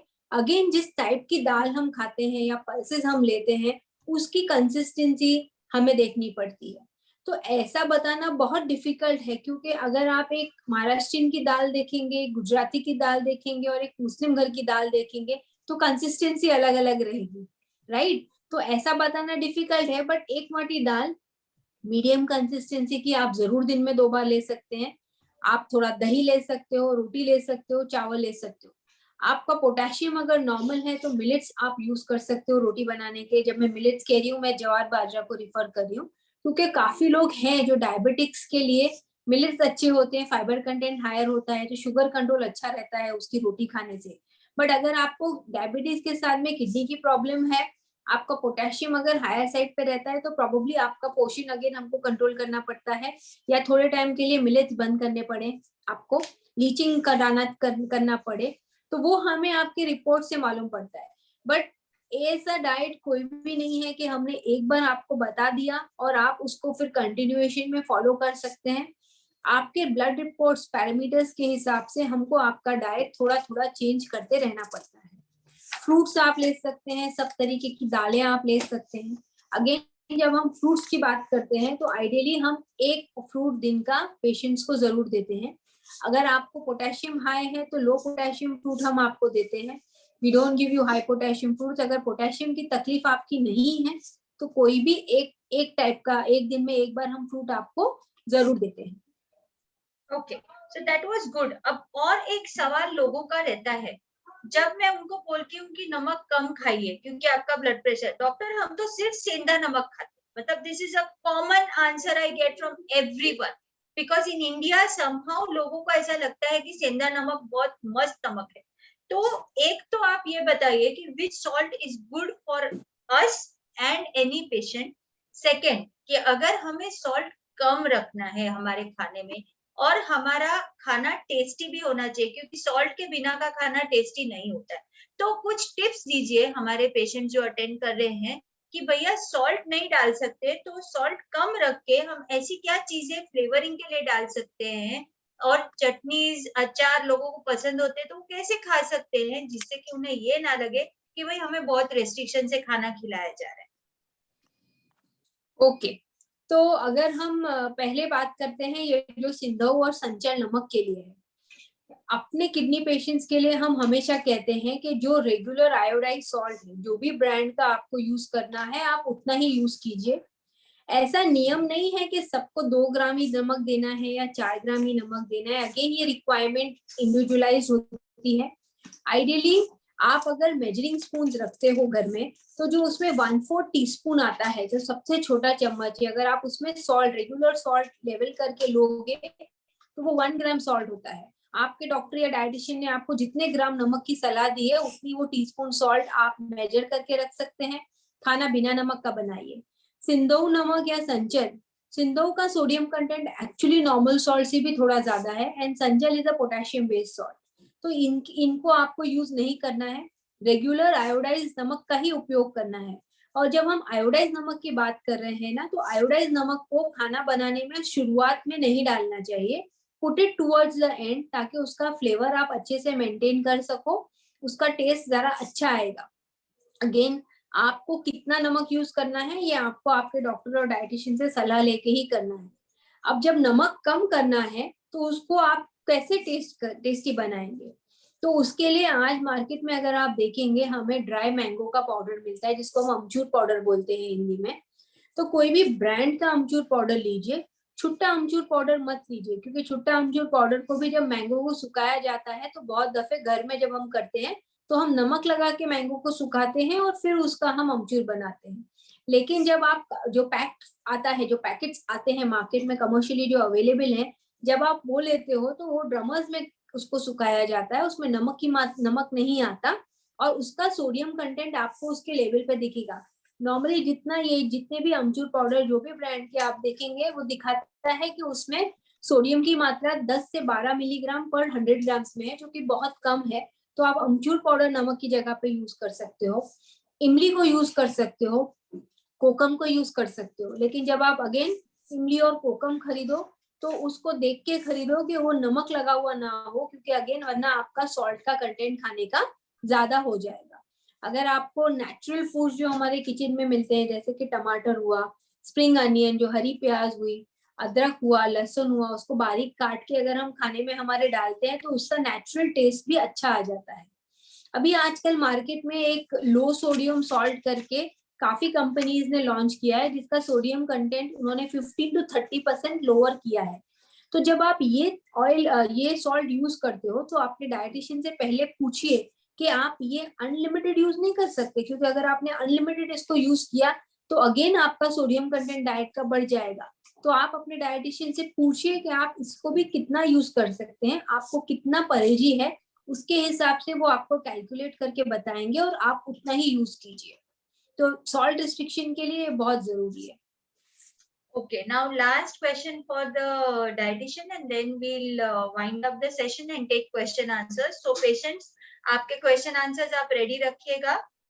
तो जमरुद जी ये बताइए कि पेशेंट्स को यूजुअली हम बोलते हैं कि डाइट आप फॉलो कीजिए, लेकिन डाइट इतना सिंपल दिखता है कि most of the time they feel हाँ हम यही खा रहे हैं, हम सिंपल डाइट ही खा रहे हैं। बट वन, हम उसको मॉनिटरिंग कैसे करें कि भाई पेशेंट को जो डाइट दिया है वो खा पा रहे हैं कि नहीं, वो उतना कर पा रहे हैं कि ज्यादा कर रहे हैं, ये एक चीज है। उनको एक न्यूट्रिशनिस्ट के पास जो रजिस्टर्ड डाइटिशियन है, इनके पास कितने महीनों में फॉलो अप करना चाहिए ताकि वो डाइट के जो एडजस्टमेंट्स है वो बरकरार रहे और किडनी को जो अच्छी इफेक्ट हो रही है वो कंटिन्यूड रहे। तो हम नॉर्मली हमारे पेशेंट्स को सबसे पहले जो डाइट का देखने के लिए कि वो फॉलो कर पा रहे हैं कि नहीं, तो हम बोलते हैं कि डाइट डायरी रखिए। मतलब आप जो भी खा रहे हैं उसको आप रिकॉर्ड कीजिए। जब आप वो लिखते हैं और उसका जो मेजरमेंट है वो आप घर के माप में लिखते हैं, तो तो ऑटोमेटिकली डाइटिशियन उससे कैलकुलेट कर पाएगी कि जो भी परहेज आपको दिया है आप कितना फॉलो कर पाए हैं। नॉर्मली आइडियली अगर आपके पैरामीटर स्टेबल चल रहे हैं तो मे बी 8 to 12 वीक्स आप मतलब 2 से 3 महीने में आप डाइटिशियन के पास फॉलो अप कर सकते हैं। यदि आपको पोटेशियम का परहेज है या यूरिक एसिड का परहेज दिया गया है या आपका सॉल्ट बहुत कम किया गया है, फ्लूइड रिस्ट्रिक्शन है, तो मे बी आपको 4 हफ्ते में भी डाइटिशियन को मिलना पड़े। एक और तरीका जिससे हम प्रोटीन कैलकुलेशन के लिए करते हैं वो है आपका एक 24 आवर्स यूरिन का टेस्ट। उससे हम मॉनिटर कर पाएंगे कि आपका प्रोटीन इंटेक कितना है, उससे हम आपका सॉल्ट इंटेक भी मॉनिटर कर पाते हैं। तो बहुत दफे हम ये भी टेस्ट पेशेंट्स को कहते हैं कि आप ये 24 आवर्स यूरिन का टेस्ट हमारे लिए करके लाइए, ताकि हम उससे भी देख पाए कि आपको जो परहेज दिया गया है नमक का, प्रोटीन का, वो आप फॉलो कर पा रहे हो क्या नहीं। तो ये अच्छा बात है कि हमें जानकारी होनी चाहिए कि भाई हमें जो प्रिस्क्राइब किया गया है वो जा रहा है कि नहीं। जैसे एज अ किडनी डॉक्टर जब मेरे पास कोई पेशेंट आता है और क्रिएटिनिन जो 1.5 से 2 के बीच में था, ऑल ऑफ अ सडन वो 2.5 या 3 दिखे, तो मैं पेशेंट को हमेशा पूछती हूँ कि ऐसा कोई नवा दवाई आया क्या, कुछ नया इवेंट आया, आपको बुखार आ गया था, कुछ और दवाई लिया, आपका डाइट कुछ चेंज हो गया। तो ये सारी चीजें इम्पोर्टेंट है और ऐसे टाइम पे डाइटिशियन को मिलवाना भी इम्पोर्टेंट हो जाता है, क्योंकि हमें उस किडनी को हर हाल में और फेलियर से रोकना है। So this is very important. अब मैंने जब स्टार्टिंग में बताया था कि वर्ल्ड किडनी डे का मेन टारगेट है कि हम किडनी डिसीजेस की अवेयरनेस लोगों में फैलाएं, हम ये देखें कि जिनको किडनी डिसीज हो उनको ऑप्शन समझ में आए कि उनके पास ऑप्शंस क्या होते हैं ट्रीटमेंट के, सीकेडी केयर कैसे किया जाता है, और अगर हमें एंड स्टेज किडनी डिसीज हो तो ट्रांसप्लांटेशन फर्स्ट ऑप्शन है। बिफोर वाइंडिंग अप मैं डॉक्टर अभिरामी से पूछना चाहूंगी कि ऐसे कुछ कमांडमेंट्स हैं क्या, ऐसे कुछ टिप्स हैं क्या जिससे आम आदमी अपने आप को इतनी भयानक डिसीजेस से बचा पाए। So what are the 10 commandments for saving your kidney or preventing kidney disease? I like giving commandments, so it is a very apt question. Sorry. See, जब मैं बोल के खत्म करूंगी ना लगेगा इतना सिंपल सी चीज है। So it is so simple, it is easily done, करना चाहिए सबको। एक तो पहले तो लाइफस्टाइल चीजें जो सबको करना चाहिए, not only to protect yourself from the kidney disease, पूरा हेल्दी रहने के लिए ये करना चाहिए।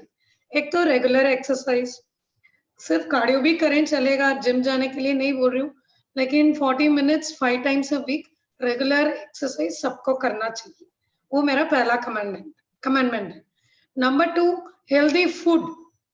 हेल्दी फूड में 2 things I want to highlight. एक तो प्रोसेस्ड फूड बिल्कुल बंद कर लेना चाहिए। कुछ भी चीज जो भी खाना है, कुछ भी खाएं।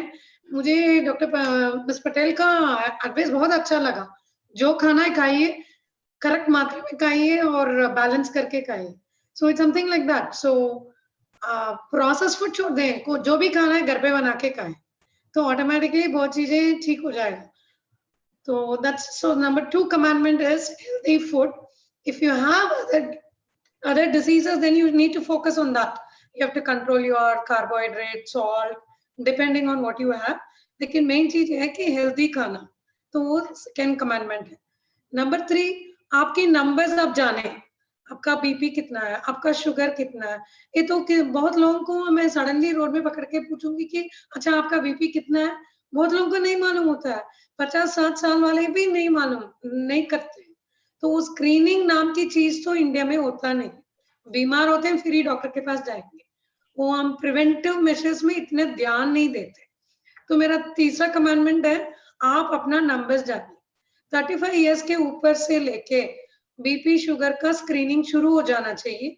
जब एक बार स्क्रीनिंग हो गया, फिर कितना फ्रीक्वेंटली करना है वो आपके बॉडी वेट, आपके फैमिली हिस्ट्री, आपका अभी का नंबर्स के ऊपर आपका डॉक्टर्स बताएंगे कि हर साल करना है, फिर 3rd ईयर के बाद करेंगे या 5th ईयर के बाद करेंगे।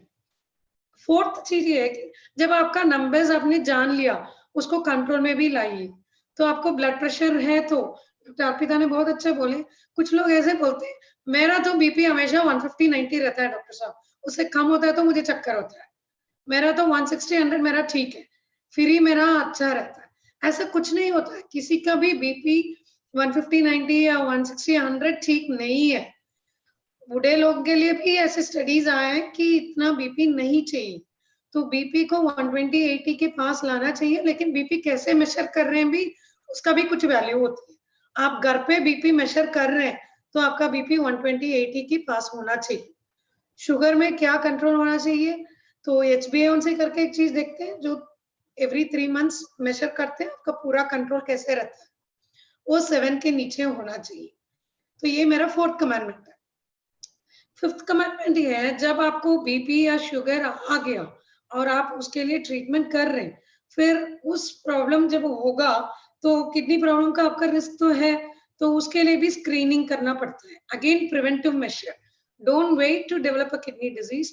आपको रिस्क है, आपको ऐसे बीमारियां हैं जिससे आपको किडनी डिजीज का रिस्क है, तो फिर स्क्रीनिंग शुरू कर दीजिए, जो हर साल होना चाहिए। जब स्क्रीनिंग करते हैं, क्रिएटिनिन पे नहीं जाना चाहिए। मेरे ख्याल से डॉक्टर अर्पिता ने ही ये भी बताया, क्रिएटिनिन एक नंबर होता है, वो बहुत वेरी करता है आपकी एज के ऊपर, आपकी बॉडी वेट के ऊपर, तो वो एक नंबर देख के उसका नॉर्मल वैल्यू जो लाने दे रहे उसको देख के कुछ नहीं हो जाना चाहिए। प्रॉपरली स्क्रीनिंग करनी चाहिए। हर फिजिशियन ये तो आपको अच्छी तरह से समझाएंगे। उसमें बहुत इंपॉर्टेंट है, यूरिन टेस्ट भी करना है। उसमें यूरिन माइक्रोएल्बुमिन करके एक टेस्ट होता है जो सबसे पहले अबनॉर्मल होता है, तो वो स्क्रीनिंग करना है। ये मेरा शायद 5th कमांडमेंट। ठीक है, नेक्स्ट कमांडमेंट ये स्पेशली हमारे इंडियन पॉपुलेशन के लिए है। कुछ भी चीज हेल्दी नहीं होता है, हेल्दी होने की वजह से बहुत ज्यादा खाने से वो हेल्दी नहीं होता है। ठीक है, इवन अमृत is not good if you take in excess. तो हमें बहुत बुरी आदत है, हम ये समझते हैं कि ये अच्छा है बॉडी के लिए, ये नेचुरल है, इसमें कोई नुकसान नहीं होगा। ऐसा करके बहुत चीजें खाते हैं जो हम सोचते भी नहीं है कि ये मेडिसिन है या हमें अफेक्ट कर सकता है।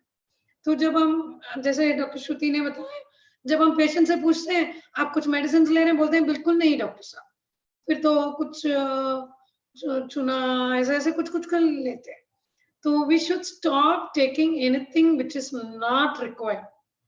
2 बार सोचना चाहिए ये जरूरी है क्या। तो नेचुरोपैथी हो, नेचुरल सप्लीमेंट्स हो, या इम्यून बूस्टर्स हो, कुछ भी हो, लेना नहीं चाहिए। नेक्स्ट कमिटमेंट है, जो भी मेडिसिन प्रिस्क्राइब करते हैं उसको भी जितना प्रिस्क्राइब किया उतना ही लेना चाहिए। तो अभी 1 हफ्ते के लिए मेडिसिन दिया डॉक्टर साहब ने, आप बैठ के उसको खा रहे हैं 3 साल तक, वो तो नहीं चलेगा। फिर वो डॉक्टर का प्रॉब्लम नहीं है, वो मेडिसिन उस टाइम तक वो जरूरी है, उसके बाद तो वो पॉइजन बन जाता है। इसमें आता है PPIs, वो सब वो लिमिटेड टाइम पीरियड में लेंगे तो वो मेडिसिन है, उसके बाद तो वो टॉक्सिन हो जाता है। तो मेडिसिन लिमिट पे लेना चाहिए। मेरा फाइनल कमांडमेंट है, आपको लगेगा ये किडनी का क्या संबंध है, ये एक पॉइंट है जो हम इस मीटिंग में डिस्कस नहीं किए, तो मुझे लगा ये लाना चाहिए। एक स्टैटिस्टिक ऐसा है जिसको भी किडनी डिजीज है स्टेज 3 के ऊपर, उसमें ज्यादातर लोग किडनी फेलियर में नहीं पहुंचते हैं, हार्ट डिजीज की वजह से मर जाते हैं। तो जो किडनी पेशेंट्स है वो अपने कार्डियक मतलब हार्ट की हेल्थ के बारे में भी सोचें, उसके लिए भी स्क्रीनिंग करें, उसका भी ध्यान रखें। ये मेरा मेन कमांडमेंट्स है। बाकी जो ट्रीटमेंट करना है, प्रोग्रेशन प्रिवेंट करना है, वो सब आपके डॉक्टर्स की कमांडमेंट्स है। पेशेंट्स के लिए तो कमांडमेंट्स यही रहेंगे। और मैं ऐड करना चाहूंगी कि अल्कोहल किडनी को डायरेक्टली इफेक्ट नहीं करता है, but everyone should limit the amount of alcohol. Smoking is absolutely not good for health. कुछ पेशेंट्स आके पूछते हैं डॉक्टर मैं स्मोकिंग कर सकता हूँ ना। अब मैं उनको बोलती हूँ कि आप मेरे से क्या आंसर चाहते हो, हाँ बोल दूं। Sometimes I ask like that because see it is a rhetorical question. Smoking आपको पता ही है कि अच्छा नहीं। स्मोकिंग भी एक कारण है जिससे ब्लड प्रेशर होता है, जिससे किडनी को नुकसान होता है। तो जो लाइफस्टाइल रिलेटेड डिसीजेस है उनको हमें पहले टारगेट करना है।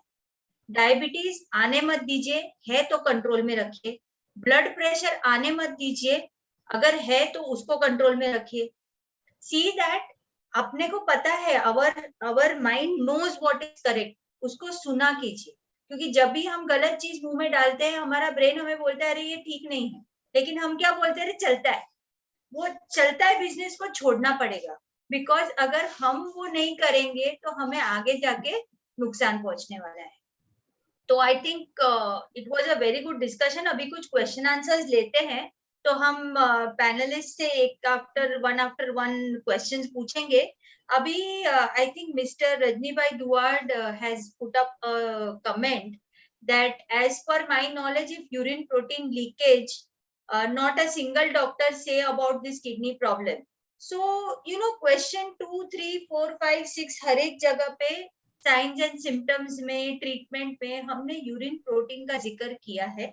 मैं रिपीट करना चाहूंगी कि जब भी किडनी का प्रॉब्लम हो तो एक यूरिन रूटीन जरूर कीजिए। अगर हमें डायबिटीज है, अगर हमें ब्लड प्रेशर है, हमारे फैमिली में किसी को किडनी प्रॉब्लम है, तो हर 6 महीने में एक यूरिन का test, blood pressure check, creatinine, CBC, sugar, इतना चेक अगर आप करते हो तो आपको किडनी डिसीज अगर आ रहा है आपको पता चल जाएगा। डायबिटिक अगर है तो यूरिन में प्रोटीन लीक होना पहली चिन्ह होता है कि भाई किडनी को डैमेज शुरू हुआ। इसीलिए डॉक्टर मीता ने और डॉक्टर अर्पिता ने बताया कि हम SGLT2 ACE इनहिबिटर्स आज ये दवाई यूज करते हैं ताकि प्रोटीन लीक कम हो, क्योंकि जिससे प्रोटीन लीक शुरू होगा वैसे हमें पैरों पे सूजन शुरू होगी, आंखों के नीचे सूजन शुरू होगी, और जितना प्रोटीन लीक होगा उतना किडनी को डैमेज होगा। तो रजनी भाई ने एक अच्छा पॉइंट भी निकाला है, लेकिन अगर किसी ने मिस कर दिया है डिस्कशन के टाइम पे तो मैं ये बोल रही हूँ।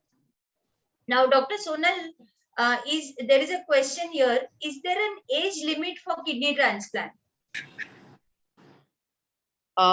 Usually there is a one physical age and chronological age.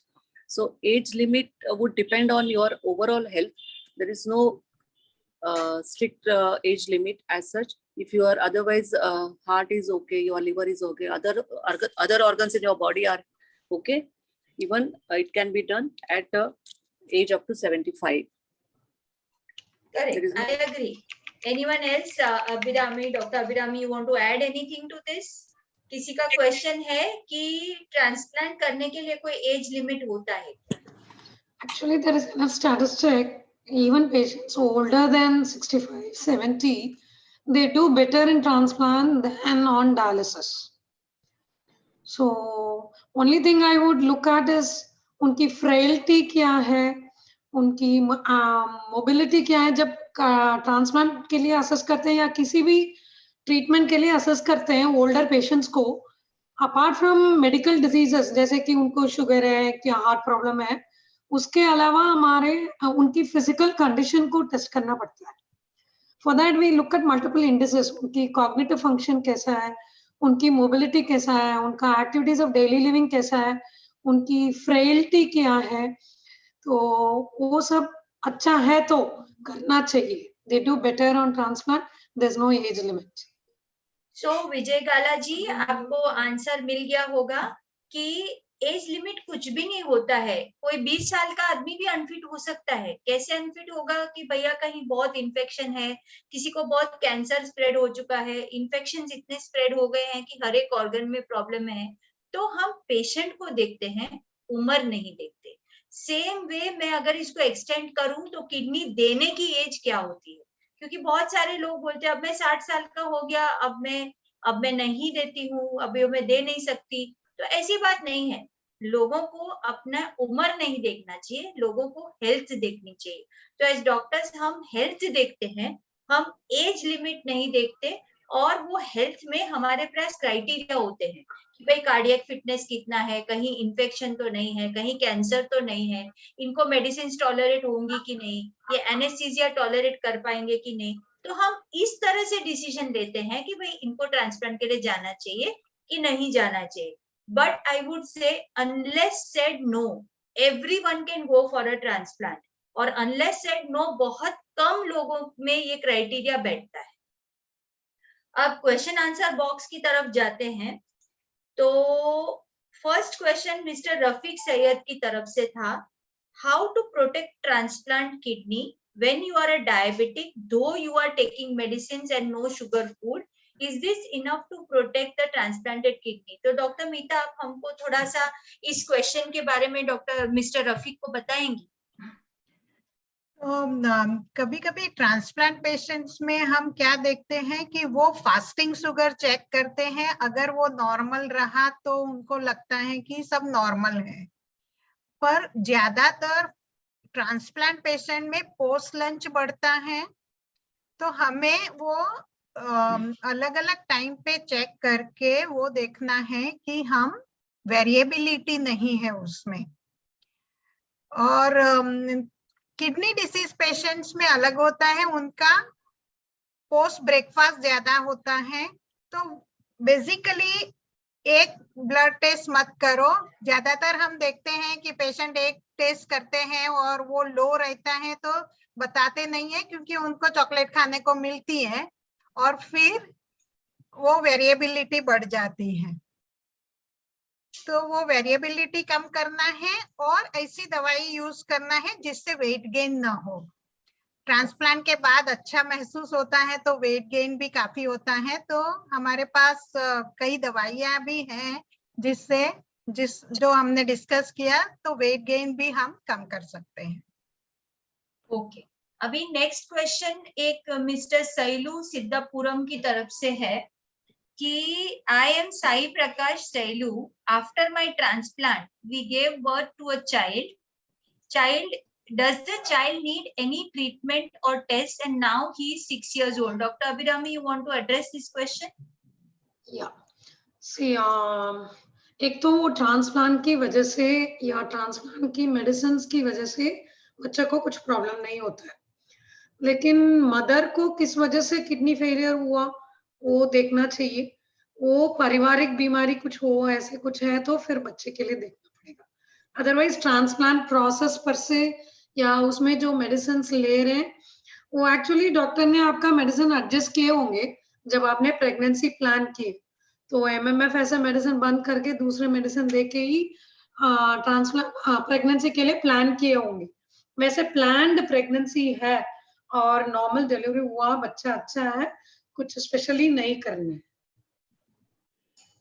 Okay, so basically आपका अगर किडनी फेलियर ट्रांसमिसेबल नहीं है, आपके नेफ्रोलॉजिस्ट आपको बताएंगे।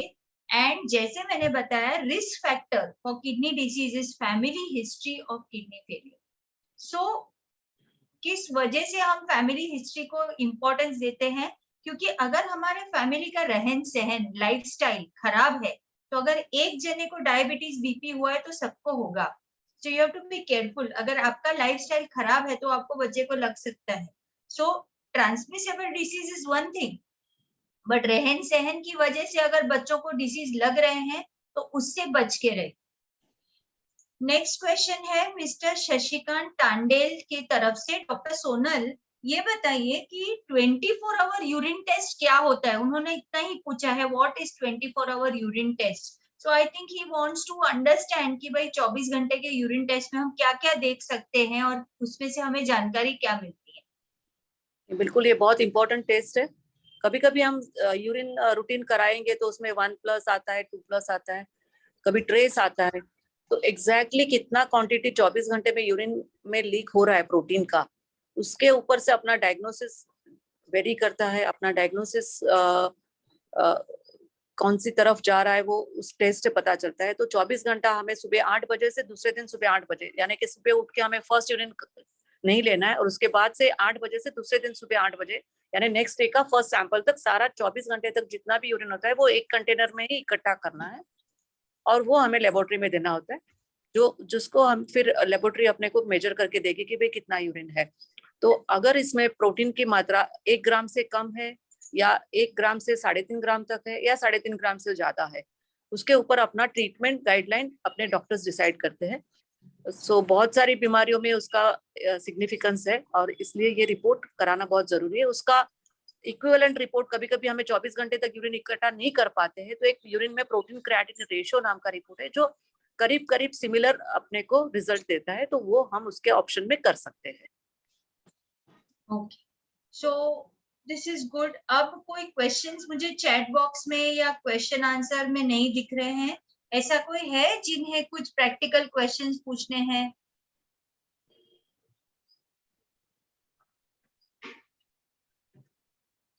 Anything any panelist would like to convey to the patients after all this discussion? किसी को कुछ स्पेशली बोलना है? बीमारी से डरना नहीं है, उसका डट से मुकाबला करना है. And I think you must have gained enough knowledge today, so you can take care of your kidneys well. And we wish you all the good health for your kidneys and your dear ones. So आज का session हम wind up करने से पहले आपको ये advice देंगे कि जैसे डॉक्टर सोनल ने बताया, डिसीज से डरना तो बिल्कुल नहीं है, लेकिन प्रिवेंटिव एक्शन बहुत इंपॉर्टेंट है. हम सब विमेन इन नेफ्रोलॉजी की तरफ से आपको ये मैसेज देना चाहते हैं कि किडनीज बहुत प्रेशियस है, इनको टेकन फॉर ग्रांटेड मत लीजिए. एक क्वेश्चन आ रहा है, how many years one can survive on dialysis? Abhirami, you want to take this? How Yes. many years one can survive on dialysis? एक तो देखिए, एक सिंगल पर्सन कितने दिन रहेंगे भगवान ही बोल सकते हैं, इफ यू बिलीव इन भगवान. बट ओवरऑल स्टैटिस्टिक्स आप देखेंगे तो वो एक पर्सन के लिए अप्लीकेबल नहीं होता है. मैं ये क्वेश्चन को थोड़ा दूसरी तरीके से जवाब देना चाहती हूँ कि डायलिसिस में अच्छा कैसे रह सकते हैं या लंबा कैसे जी सकते हैं, वैसे जवाब देना चाहती हूँ. सो डायलिसिस जब करते हैं ना, इंडिया में बहुत लोग कम करते हैं. World over dialysis 3 times a week advice किया जाता है. 3 टाइम्स अ वीक जब हम डायलिसिस करते हैं, हम किडनी का फंक्शन सिर्फ 10-15% रिप्लेस कर पाते हैं, तो उसको भी कम करना ठीक नहीं है. तो इंडिया में मैं जब देखती हूँ, at least 70-80% of the people go only for twice a week dialysis. वो कम है, वो करना नहीं चाहिए. सेकेंड थिंग मैं ये देखती हूँ कि वेट गेन पे बहुत नजर रहता है. मेरा वेट गेन नहीं हुआ तो मैं इस बार डायलिसिस नहीं जाऊंगा, तो थोड़ी दिन के बाद जाऊंगा. आप खाएंगे पिएंगे नहीं, पूरा मसल मास कम हो जाएगा और डायलिसिस कम होता जाएगा, ठीक है, लेकिन आप ठीक नहीं रहेंगे. तो जब डायलिसिस जब शुरू हो जाता है, न्यूट्रिशन में ज्यादा ध्यान देना पड़ता है. अभी पहले तो हम बोल रहे थे कि ये मत खाओ, वो मत खाओ, वेट गेन मत करो. अभी तो दूसरी तरीके से बोलते हैं, आपका यूरिया कम है, आप खा नहीं रहे, आप प्रोटीन बहुत कम ले रहे हैं, प्रोटीन और लेना चाहिए, तो उस पर ध्यान देना चाहिए. और 2 चीज जो ध्यान देना चाहिए कि कार्डियक प्रॉब्लम ना हो और इन्फेक्शन से बच के रहे. ये सब करेंगे तो बहुत लंबे रह सकते हैं. एक्चुअली आपके क्वेश्चन का करेक्ट आंसर है, आपका क्या डिजीज है, आपका क्या एज है जब डायलिसिस स्टार्ट करते हैं, उसके ऊपर आपका सर्वाइवल डिपेंड करता है. जैसे कोई डायबिटिक है, 70 इयर्स में हम डायलिसिस स्टार्ट करते हैं, हम डायलिसिस भी नहीं स्टार्ट करेंगे 70 ईयर ओल्ड को तो बहुत लंबा रहेंगे तो सोचते नहीं है. लेकिन एक 20-25 ईयर ओल्ड को डायबिटीज नहीं है, दूसरी रीजन की वजह से रीनल फेलियर है, जैसे उनको रिफ्लेक्स नेफ्रोपैथी हुआ या ऐसा कुछ हुआ, वो तो बहुत लंबा रहते हैं. तो आपके क्वेश्चन के लिए वो एक सिंपल आंसर नहीं दे सकती हूँ, लेकिन मुझे लगता है मेरा आंसर आपके लिए ज्यादा यूजफुल है.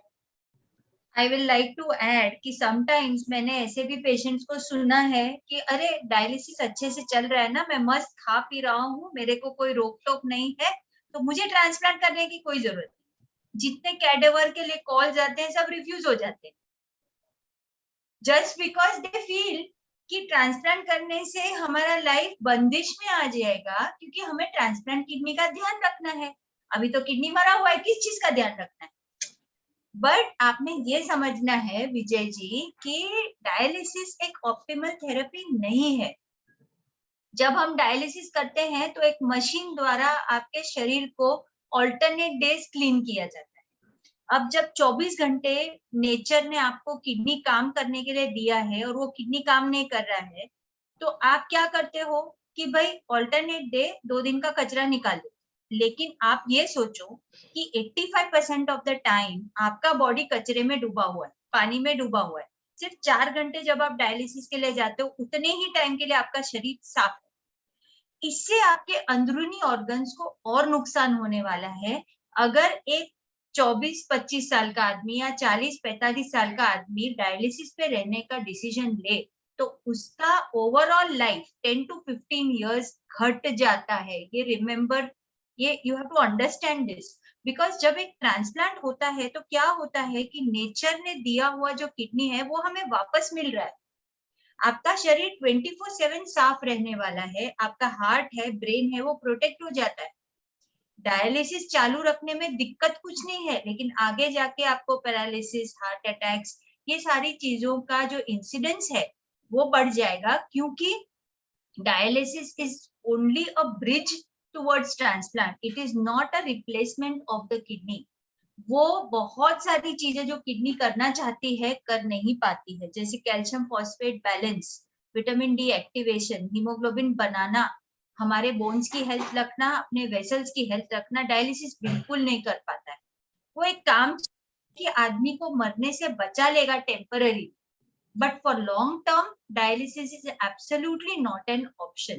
Vijay ji, I hope you have got your answer in both the ways कि डॉक्टर अभिरामी ने आपको समझाया कि एक डायलिसिस पे पेशेंट कितना जिंदा रह सकता है, और आपको डायलिसिस क्यों नहीं छोड़ना है और क्यों उसी पे डटे रहना है वो आपको समझना है। Thank you for the thumbs up.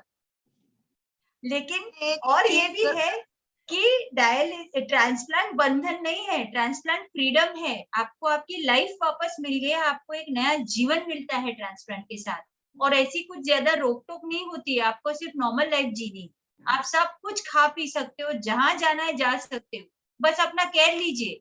जिस चीज की वजह से आपकी नॉर्मल किडनी खराब हो गई थी वही चीज वापस मत कीजिए, सिंपल है।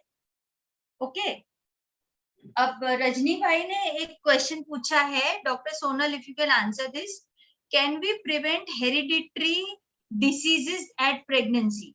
सो he means polycystic kidney disease को अगर किसी को हेरिडिटरी हिस्ट्री है तो can we detect and can we prevent? The commonest hereditary kidney disease is polycystic kidney disease. There are so many other hereditary kidney diseases like Alport syndrome है, rare other hereditary kidney diseases है, उसको हम prevent नहीं कर सकते. But I would like to add here कि जैसे कि polycystic kidney disease में patient को जो cyst दिखना चालू होता है, that will be seen almost 20 after the age of 20, and the kidney failure would happen maybe around at the age of 55 onwards. So जो particular person जो भी life आने वाली है वो 55 years तक normal जिंदगी जीना वाली है, तो usually we don't recommend कि अपने को prenatal उसका diagnosis करने के लिए या उसका genetic testing करके abortion करना चाहिए. But there are certain diseases which are very harmful, like the patient is not going to live long, patient is going to have a suffering since the birth, patient is going to have a very poor quality of life. ऐसे जो बीमारियां होती है उसमें हम antenatal diagnosis genetic testing करके biopsy करके पता कर सकते हैं, and we can plan for pre medical termination of pregnancy.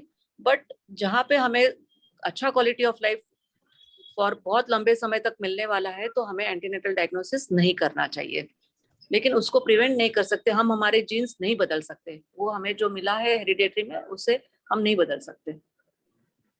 तो उसी क्वेश्चन को थोड़ा आगे ले जाते हैं रजनी भाई। अभी हमने ये समझा कि भाई कुछ पॉलीसिस्टिक किडनी डिजीज जैसी चीजें हम जेनेटिक्स नहीं बदल सकते, बट पॉलीसिस्टिक के केस में क्या ऐसी एडवांसेस हुई हैं कि हमें पता चले कि भाई किसको होगा और किसको नहीं होगा, और ऐसा कुछ स्क्रीनिंग टेस्ट है कि बच्चे के जन्म के बाद हम मॉनिटरिंग कर पाए, और कैसे पता चले कि भाई इनको नहीं होगा और इनको होने वाला?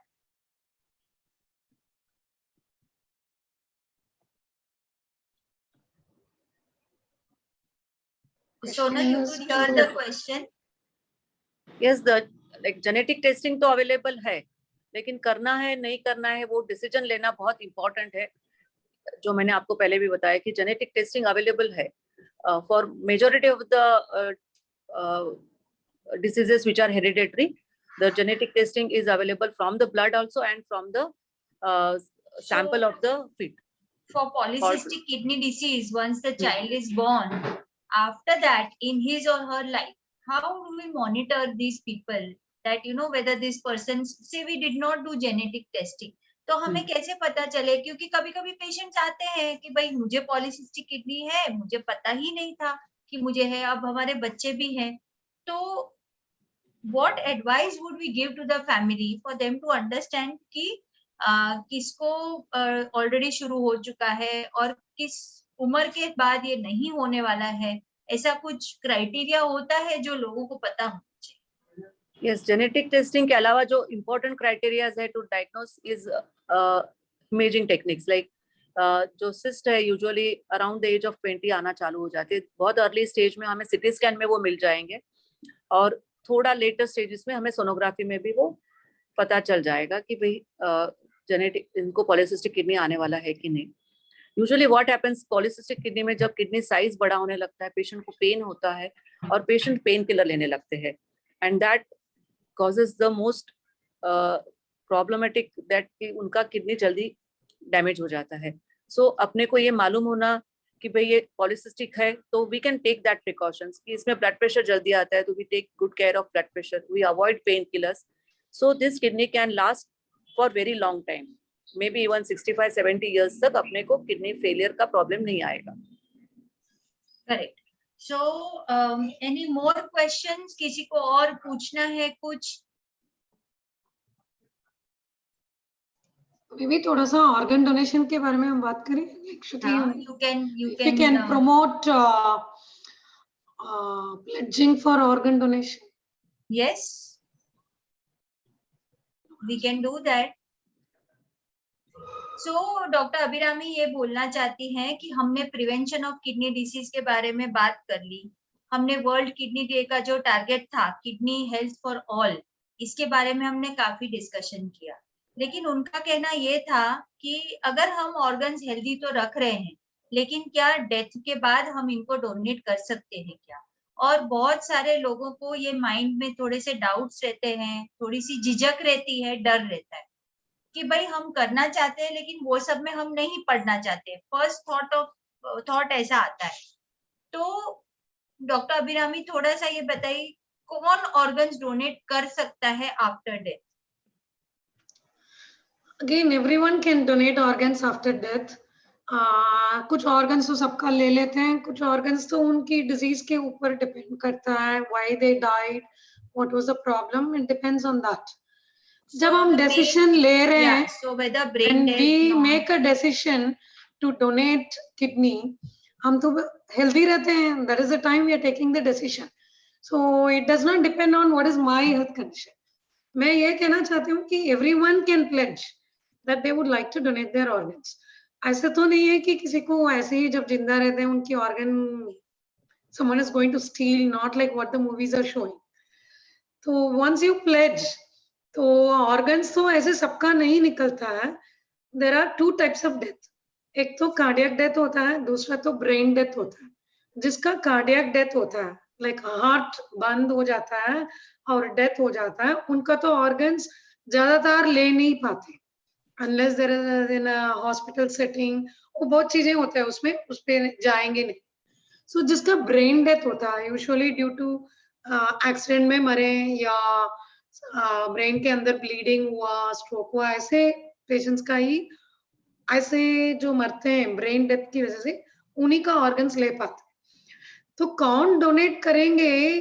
तो सब डोनेट कर सकते हैं। जब वो फाइनली उस स्टेज में है, उस टाइम पे डॉक्टर बताएंगे कि उनकी ऑर्गन्स यूज हो सकता है या नहीं है। बट जब प्लेड्स कर रहे हैं तो अभी कर रहे हैं, आजकल जब हम हेल्दी हैं, तो मेरा मैसेज है कि all of us should pledge that if there is no contraindication, or if we reach that point that we would like our organs to be utilized, वो organs को क्यों हमारे साथ लेके जाना? Like why burn those organs? Why bury those organs? So how do we pledge organs? क्योंकि next question patients को ये भी होता है कि भाई ठीक है, we want to pledge, but how do we let medical fraternity know हमें कहीं जाके register करना है, हमारा नाम रजिस्टर करके आना है, ताकि जब हमारी डेथ हो तो उनको पता चल जाएगा कि हमें ऑर्गन डोनेट करना था। तो ये क्या प्रोसेस होती है और वो डिफिकल्ट होती है क्या? क्योंकि कभी-कभी लोगों को ऐसा लगता है कि कॉम्प्लिकेटेड होती है। ये बहुत सिंपल होता है यूजुअली। इसमें 2 स्टेज होते हैं, एक तो आपका decision, so when you are alive and healthy you are making a decision. ऐसे करेंगे तो all that you need to do is a simple pledge card. ये प्लेज कार्ड बहुत सारे हॉस्पिटल्स में मिलते हैं जहाँ ट्रांसप्लांट्स होते हैं, बहुत सारे एनजीओस के पास है, जैसे मोहन फाउंडेशन, वैसे लोग तो वो प्लेज कार्ड आप साइन करके अपने पास रखिए, जैसे वैलेट में, या and tell your family members कि आपने प्लेज किए, ठीक है। That is about it. इससे और कुछ करने की जरूरत ही नहीं है। फाइनली आपका ब्रेन डेथ हो, ऐसे कुछ हो, उस पॉइंट ऑफ टाइम पे आपका नेक्स्ट ऑफ किन, जो आपका नियरेस्ट रिलेटिव्स हैं, उनके साथ डॉक्टर्स डिस्कस करेंगे, फिर ही वो फाइनल डिसीजन लेंगे। उस टाइम पे जहाँ पे भी आप हैं, वहाँ की डॉक्टर्स और सोशल वर्कर्स आपके वो प्रोसेस को इजीली करके देंगे। इसमें आपको खुद को कुछ खास करने की जरूरत नहीं है। आपको एक प्लेज कार्ड साइन करके अपने पास रखना है, आपके फैमिली मेंबर्स को बताना है कि आपने प्लेज किया। That is all you have to do, and these pledge cards are easily available. You can do it online, you can do it with NGOs, you can do it in most of the big hospitals. Doctor Sonal, आप बताना चाहेंगे कि कौन से organs donate किए जा सकते हैं, क्योंकि बहुत सारे लोगों को किडनी लिवर छोड़ के ज्यादा कुछ पता नहीं रहता है। दे फील आईज स्किन, क्योंकि ये बहुत पहले से जानकारी होती है लोगों के पास। उसके बाद अभी किडनी ट्रांसप्लांट बहुत प्रचलित हुआ है, तो लोगों को पता चलता है कि किडनीज दे सकते हैं। किडनीज, आईज, लिवर, स्किन छोड़ के और क्या क्या ऑर्गन्स हम दे सकते हैं, तो लोगों को पता चले कि भाई एक आदमी मर जाता है, वो ये इस दुनिया से निकल जाता है, लेकिन वो बॉडी कितने लोगों को मदद कर सकती है। एक ब्रेन डेथ जब कैडेवर होता है, वो मिनिमम 8 से 10 लोगों की जान बचा सकता है। सबसे इम्पोर्टेंट जो ये है कि जैसे लीवर है या किडनी है, जिसमें you can have a living donor, कि पॉसिबल है घर में से कोई डोनेट कर सकता है।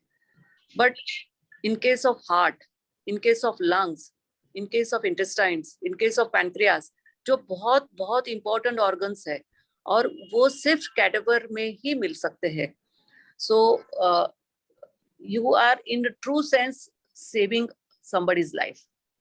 So other than kidney and liver, we also can donate heart, liver, we can also donate lung, then pancreas, intestine, bones, skin, marrow, even hand. Now fingers, hands, these also is very much possible. So cornea is possible even after, like eye is possible even after death. But other organs we have to do when the heart is still beating and patient is brain dead. तो सी एक मरा हुआ इंसान जो होता है वो तो मर चुका है, अब सिर्फ वो जो रिमेन्स बाकी है वो ही है। तो अगर उससे भी हम किसी की मदद कर पाते हैं, और 8-10 लोग नहीं, 10 से 15 लोगों को मदद हो जाती है। बर्न्स विक्टिम्स को स्किन मिल जाती है, ब्लाइंड लोगों को आंखें मिल जाती है, heart failure, lung failure patient, जैसे काफी लोगों को कोविड में लंग्स डैमेज हो चुके हैं, तो उनको लंग ट्रांसप्लांट की जरूरत होती है। हार्ट फेलियर वाले लोगों को हार्ट ट्रांसप्लांट की जरूरत होती है। एक्सीडेंट विक्टिम्स को हैंड ट्रांसप्लांट की जरूरत होती है, कभी कभी उनके दोनों हाथ कट जाते हैं। तो अब साइंस ने इतना एडवांस कर दिया है कि हर एक ऑर्गन हम रिसाइकल कर सकते हैं। मतलब ये चीज एक नोबल डीड होगा कि भाई हम तो इस दुनिया में नहीं है, लेकिन हमारे द्वारा हम 10 से 15 लोगों को नया जीवन देके जा सके। Anyone wants to add? Rajni Bhai is there. It reminds me of LIC slogan. If you prevent your organs, जिंदगी के साथ भी जिएंगे और जिंदगी के बाद भी जिएंगे। Rajni Bhai is our Narmada Kidney Foundation leader. He does a lot of talks on organ donation with camps, with police academies. So Rajni Bhai, do you want to say something? Siddharth, can you upgrade him as a panelist? Yes, ma'am.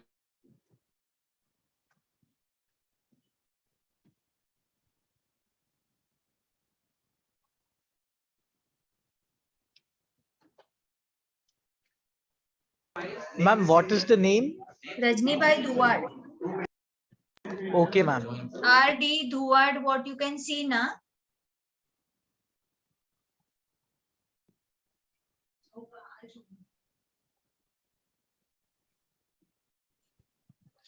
Hello. हाँ रजनी भाई। हाँ, So what message you want to give everyone for organ donation? Don't take your organs to heaven. God knows they are needed here. Hindi So में बोलिए, one सबको good समझ message- में आए ऐसे बोलिए. अपने ऑर्गन को मीन्स के अवयव को भगवान के पास मत लेके जाओ. भगवान ने कहा है कि आपके ऑर्गन नीचे ही जरूरत है, ऊपर तो आपकी आत्मा ही भेज दो. That's all, nothing else. क्योंकि जब भी गाड़ दिए जाते हैं या तो जला दिए जाते हैं तो पंचभूत में भर मिक्स हो जाते हैं, खाली आत्मा ही मेरे पास आती है.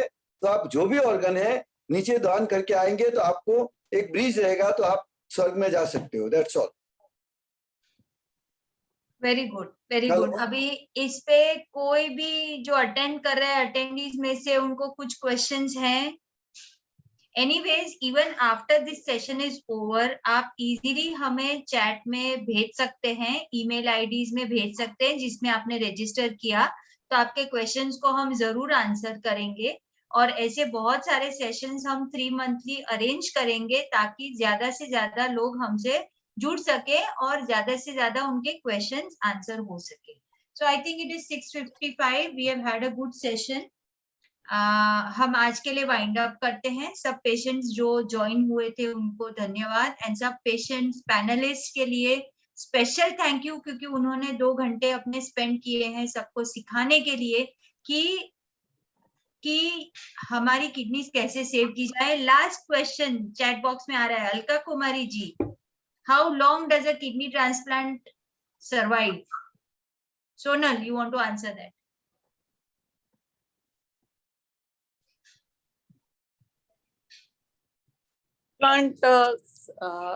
We have the average survival, which we say is 18 to 25 years.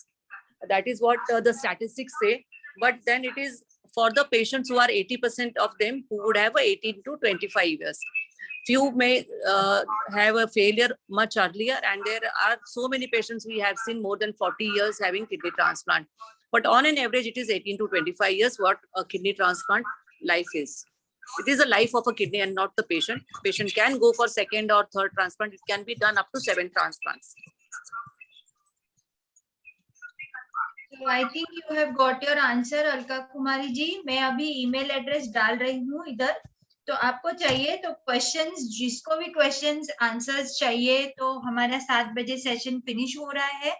Whoever wants to ask more questions can easily email us and we will reply them back. And और सेशंस जैसे अरेंज होंगे वैसे आपको वापस नोटिफाई किया जाएगा. Thank you very much for being there. Thank you and good night everyone. Good night. Happy World Kidney Day for tomorrow. Thank you. And Thank you. Good Thank night. you. Good night.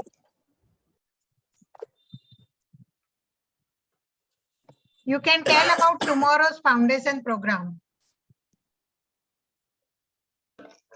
Ma'am, everyone has left. Yeah, no problem.